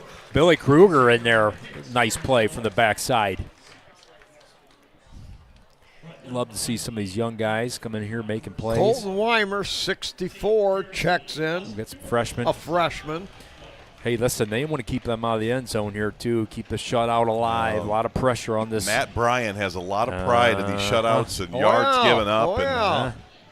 All right, we're looking at a 2nd down and 12. Clock running, of course, at 8.5 minutes. Out of the gun. Play action. Now they dump it up the middle and incomplete. Just a little behind him. All over that. Hit right away was Murdoch. Yeah, Murdoch. Great job by Murdoch all over that one. Yep, closed fast. We're just going to call him Jack. Jack Tatum. I'm Jack. telling you, I'm Jack excited to see Murdoch. that guy in the coming years from that deep You safety. know, he is going to lay some people out. He offers, I mean, obviously Thomas offers a coach on the field, and I think you're right. I think this Tatum Murdoch offers a whole different dimension at the rover spot. Straight drop, pressure, boy. breaks through that, rambling free and brought down there. Gain, they hold him to about 6 yards. Parasini, nice job to recover, come back and make the play. Tate comes off of his block, and the quarterback gets loose. Cale Albright looking for some pot, and all of a sudden, boom, 61 gets him to the ground. Good job by Tate Parasini. Is there a JV game tomorrow, Mark? Yes, there is. Okay. All right, the Indians come to the line of scrimmage, 4th down and 8. Now we've got a clock stoppage. It'll be a Wauseon timeout. Little over 7 minutes left, 56-0, Liberty Center. Hey, and once again, join us Monday at 5 o'clock. We've got girls round 2 sectional soccer against Delta. We will have that live for you, and then we go up right at 6 o'clock. That'll be out at Evergreen High School. If you can make it out there, 5 get o'clock, there. Cole said. 5 o'clock. What did I say? When's the girls' 6. soccer? Oh, okay. 5 on Monday. 5 on Monday. Then volleyball is 6 on Tuesday from Defiance High School. We'll have that live. That'll be Liberty versus Tenora. And I'll tell you what, that's going to be a great volleyball game. Hey, the girls' soccer, that's kind of a rugged bunch this year. They're playing They're kind a of feisty chippy. little bunch. I think 9-5-2 or something like Yeah. that. Coach Ball's got him playing well, and Coach Hollenball's No, and Coach got him playing Hollenball well. was just up here in the booth, so Yeah, he's like Jerry Jones. He comes up here and gets some food. And, well, he dropped off. he's some, throwing. uh, He's throwing. He He's dropped throwing. off some. Jerry Jones. He dropped Jerry off Jones. a Jerry bag full of Jones. Tiger Shaking Sports hands, Live. grab some He's food. got some food. He's got some All right, tickets. back to throw. Now has to roll out. Here comes pressure. boy. Has to get rid of it. And Nice what a play. defensive play. That was a sterling defensive effort. Is that Jake Who Way? was that masked man? No, Billy Kruger. He peeled him, and that caused the drop pass. Billy Otherwise, Kruger. that was completed for a first down. Gosh, that is a Smackarino qualifier right there. Smackarino. There it is. I We'll mean, make it official. every kid wants a set, like you said, Jigs. They want a Saccarino, or they want a Smackarino. But Spike's got a few deeper ones in the pocket he might pull out tonight. The Reno inventory for Spike. There's bigger fish to fry. You're coming right. up. All right, so the Tigers, Perry, under center, come to the line of Good boy. scrimmage. No, we got plain blown dead All right. again. All right, buddy. It's 56-0 with a running clock. Leave the flag in your pocket. Yeah, Tick, yeah. tick, tick, tick, tick, Tick, tick, tick, tick, tick. Hey, don't forget, stay with us. The Swanton Welding post-game show. We'll have the stats, the game wrap-up, and the man of I don't know that we're going to have the. I'm not sure we're going to have the stats. I don't know that we're going to have those. I don't know that there's. Well, a- we might have one or two. I mean, Okay, I don't know. We might just have a extended Man of Steel. This is out of hand. Wrap it. Out of hand. Wrap this quick wrap. Quick wrap and a good Tiger Sports. All right, now Roland keeps it. I don't know if that was a busted play, but Wauseon Liberty playing really Center hard managed against their to fours. stay Would out have of been the good end to. zone. I think Perry expected something and didn't get it, and tackled just outside the end zone. all right. Kind of needed that effort from Wauseon early in this game, but it's good to at least see a little effort here on defense. Hayden Dotson spread out wide to this side. They're going to run some power football off that Two left Silvas. side. Breaks one, pounds forward, gets across the 10, up to the 12, 13-yard line. Pick up 5. I like the way Drew runs football. One of them sophomores, Jake Way, Silvas, Yeah, these, Spangler. Go to They a- got a good group. Go to a reserve game, and those guys towed it, man. And Spangler, I watched him a couple weeks ago, man. He had a bunch of carries, just rugged, old-school fullback, just banging. He can play all 3 spots. Jake Way, always like that dude. Tough players. Tigers with a tight formation. They're going to run that pitch sweep and a super penetrating job by Wauseon. Stopped him in his tracks. That's Howe at quarterback now, number 1. Oh, Howe is in there. Hey, we've got games. We're up here on our monitors. Archibald's now handling Brian. It was like 30-10. But one of the ones we're watching is Cardinal Mooney in South Range. It's 24-24 with about 3 minutes, or in the third. Yeah. So those are all games. There was another game in the NWAL that had a lot of Evergreen Delta. Delta. Yeah, Delta anything was on up, that? I think 21-7. I think the Evergreen last Delta. time I saw. Kind of Boy. sprinted out of there. That's a What a kick. boomer! That's going to hit at the 45-yard Oh, my line. goodness. Who was Take that? another Was that Liberty Walker? roll, bounding, Yeah. bang, all the way down to the 22. Wow. That was Max Walker. Is that a Unbelievable. 70-yard Wow. kick there? A Unbelievable. 65-yard kick? 40, 50, 60, 65. Jeez. Oh, boy. That guy can do it all, can he? 69-yard punt. I don't- You know what? It was 50 without the roll. He not just football, but that's a guy you on the basketball floor. He can guard all 5 positions, shoot the 3. And he wants some. He And wants it. He wants to mix it up, and then Wants he plays some. guard. I mean, how many guards on your football team can go and stroke the 3 on Yeah, your basketball yeah, team? It's yeah, just rare. he's good. He's He's just got a a rare touch. athlete, and his body type that to be able to guard so many positions. Man, he's a good-looking player. Can you be Love first team watching All him. Ohio as a kicker and as a linebacker and as guard? Because he might be that. He is a machine. The Man, production. man. The production. He's a fantasy player. You want Yeah. to talk about Oh, yeah. fantasy football? That's Max Walker. And this ain't year 1 of that stuff. No, he it's won been going on. games for years That's for right. us. You know- 65-yard punt spike. What in the world?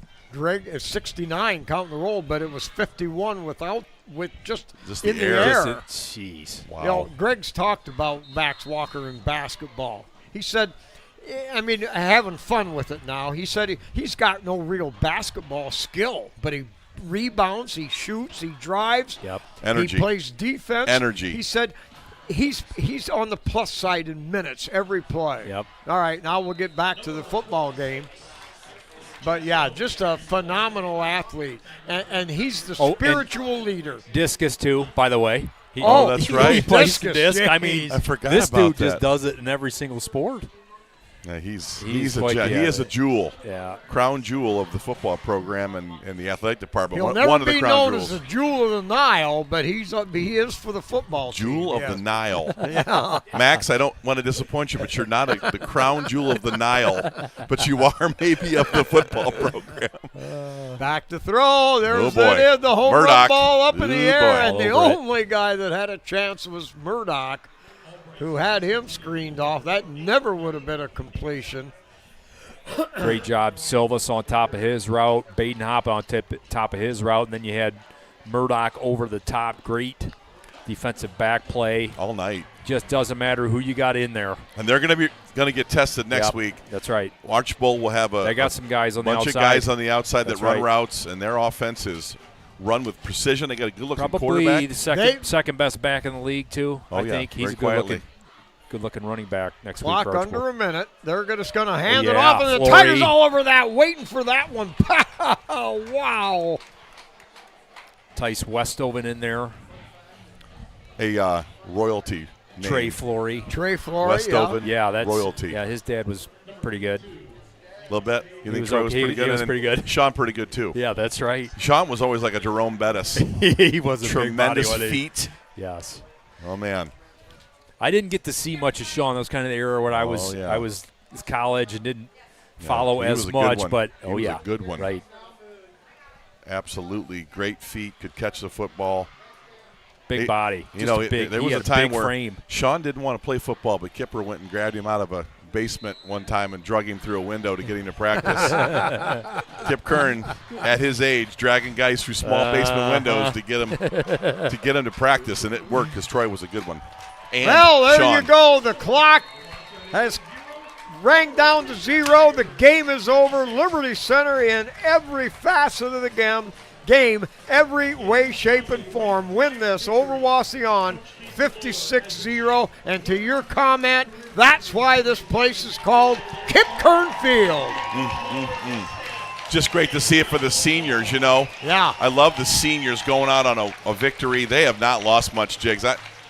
Can you count the number of losses on one hand in their 4-year career? Sure. I mean, in the regular season, I don't know how much they've lost in the regular season. You'd have to go back. Have they lost? You look at the record. We've got 44 games now. 44 straight tonight. Yes. Was And there- this is Coach Moeller's 100th got win him. in 9 years. Oh, we talked about the Do the math. 17,000 playoff games that we play, but yes, Casey at 100, which is impressive. Well, All right, we're going to take a break here. We'll be back with our Swanton Welding post-game show. We'll hear from our sponsors real quick, and we'll be right back after this.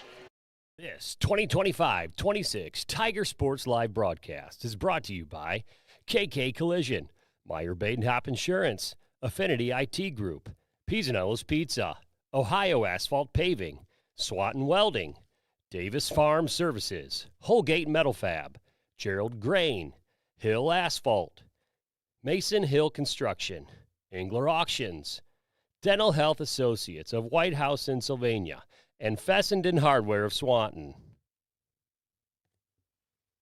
This broadcast is copyrighted by Tiger Sports Live for the private use of our audience. Any other use of this broadcast or any pictures, descriptions, or accounts of the game without the consent of Tiger Sports Live is prohibited.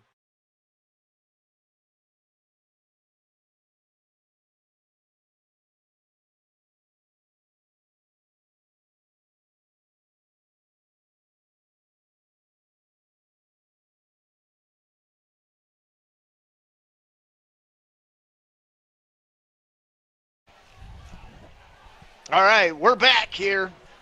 And what a performance by the Liberty Center Tigers from start to finish. It was all Tigers. Guys, and we're not even going to bother with stats tonight. We know 56-0. We can kind of tell you what the stats. A lot and a little. There big, you go. small, a lot, little. Yes. A little Reno. A little Reno. Big Little Reno. Reno. For the stat arenos. Man, oh man. I almost want to give the Man of Steel a spike for pulling out some fresh new Renos. That's awesome. Turnbuckle a Reno. Spike Goodman. That was awesome. That's the call of the year for Spike Goodman. All right, guys. Well, let's talk a little bit about Man of Steel. And again, I get this question every single week is what is that about? And steel beams, man, are the foundation. You know, the good old American steel, the foundation of what beautiful things look like. You know, you take a beautiful building, there's steel that's holding it up. You take, you know, the stands that we've got in our beautiful stadium, you look under there, there's steel that's holding it up. So when we talk about Man of Steel, we're talking about something that structurally is involved in what has happened tonight. And I think we've got a few candidates. I'll go first tonight because I usually go last and try to influence the decision. Tonight I will not do that. First of all, I'm going to give an honorable mention to the seniors. You know, they came out ready to play football. Snap one. They could be overlooking this game. Next week they will play Archbold for the NWO8 OAL title next week. And I think you saw Archbold early in that Bryan game struggle with not a very good Bryan football team because maybe they're thinking through next week at Liberty Center. So the seniors really came ready to play. All 19 got significant snaps and made big contributions. So hats off to one of the greatest senior classes in the history of Liberty Center football. Hats off to you seniors, and hats off to their parents as well. It's a good group of people. They care about each other. They do their job. No one's complaining when they're not getting snaps. It's a great culture, and it starts with the parents, and Casey takes it over with the coaches, and awesome job with the seniors. A couple of the players just stood out to me tonight. You know, I really liked the way Max Walker played. He led the team in tackles again. I thought Garrison Cruz had a tremendous game, but I liked the senior. I'll have my nominee, but I thought Thomas Moeller had an outstanding football game, just doing his job as a defender. Spike, you talk about just anchoring the back end of that defense like a coach on the field. He's Casey Moeller 2.0. I coached Casey. You know, Casey wasn't the best athlete. He wasn't the fastest guy. We actually called Casey Moeller Mr. Butterworth. He was so slow. You know, you just drip that bottle of syrup over those pancakes. But Casey knew everything. He knew everybody's job. He was always in the right spot. Thomas Moeller the same. And the way he runs, Jigs, somebody said to me that he could play in any era. He just runs it hard. Yeah. He's a high IQ player, so I thought Thomas had an exceptional game tonight, got himself a couple touchdowns. Yeah.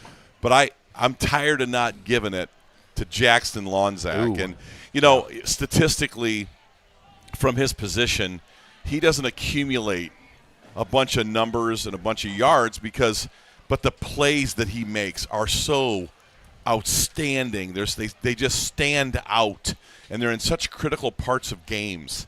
The sacks, the picks, the catches, the touchdowns. He catches about 1.5 balls a game. Yep.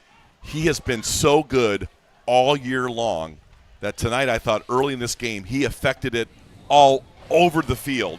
So I think there's a lot of good things to say about a lot of players, but tonight Jackson Lonzak is my nominee for the Swanton Welding Man of Steel tonight against Wauseon. Okay. Spike? I will, I'll more or less like the old song. I'll second that emotion.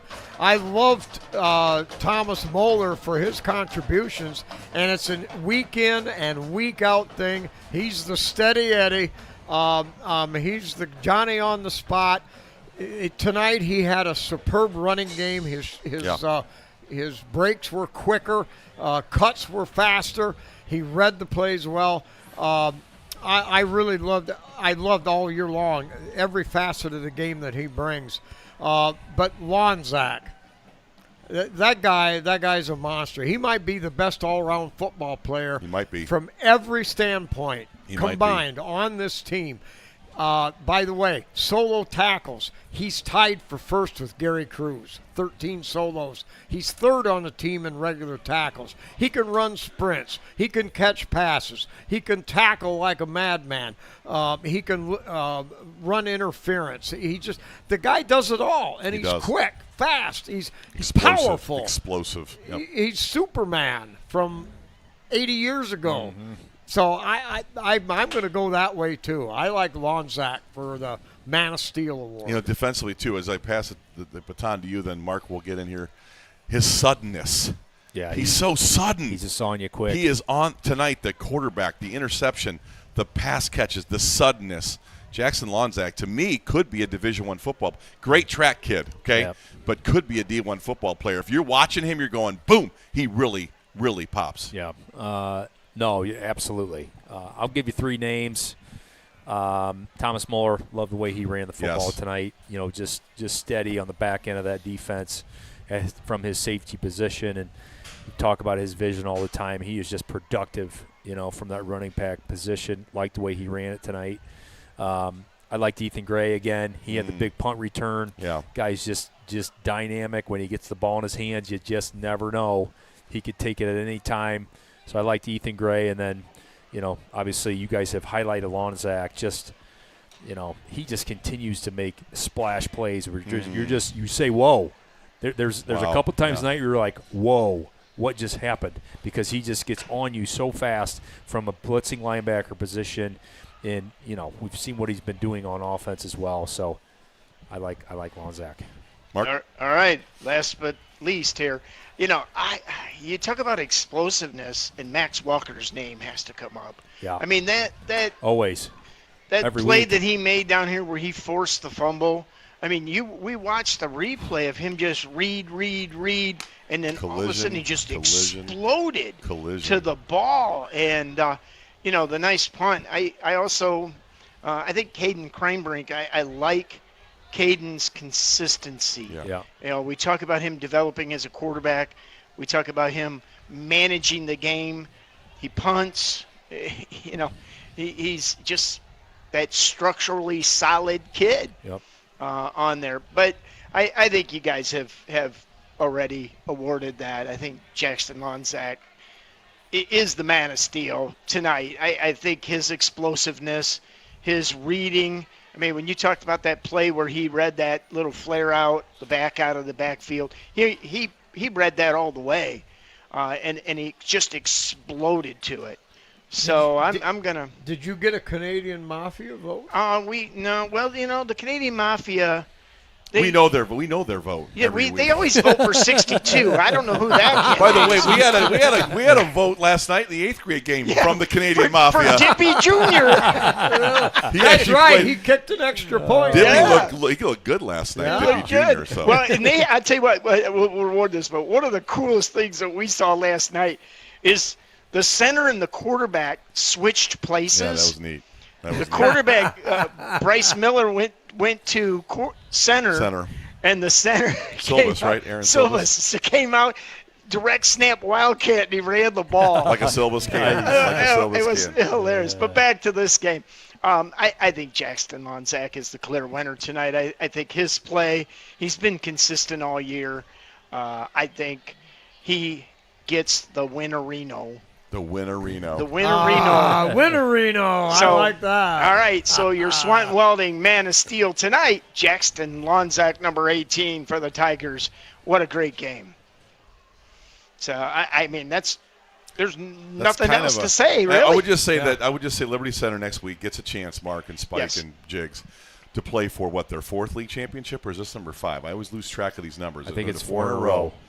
We're going to go in the We're going to go on the road to play the best, the next best, or the best team in this league in Archbold, and I can assure you they're prepared to play us. They got a good-looking team. They got a good-looking quarterback. They got a great-looking running back. This is going to be a good team and a great test for us in the playoffs. This is going to be a great football game next week at Archbold. It's gonna be their passing game, their wide open.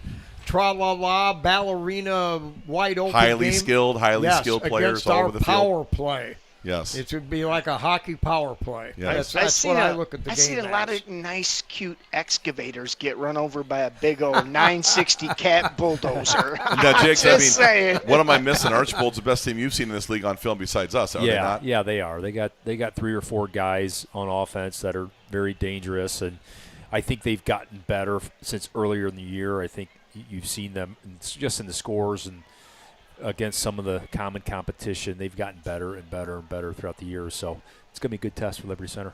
All right. So we're going to be on the road. This is going to be the road week for us because we're on the road Monday for soccer. We're on the road Tuesday for volleyball. And we're going to be on the road Friday. Now, we will be back home on next Saturday. There will be a JV game here.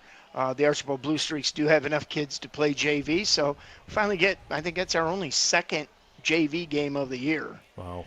Which was interesting. So, all right, we're going to go ahead and get out of here. Spike, take us home. All right, well, to wrap it up quickly, it was all Liberty Center, a couple of early turnovers, and the Tigers, with that great week of practice, came in here with the teeth bared and guns a-blazing. They poured it on, winning over Wauseon 56-0.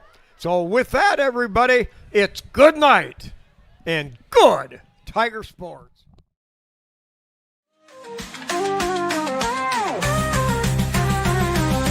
Tigers on the prowl, we can't be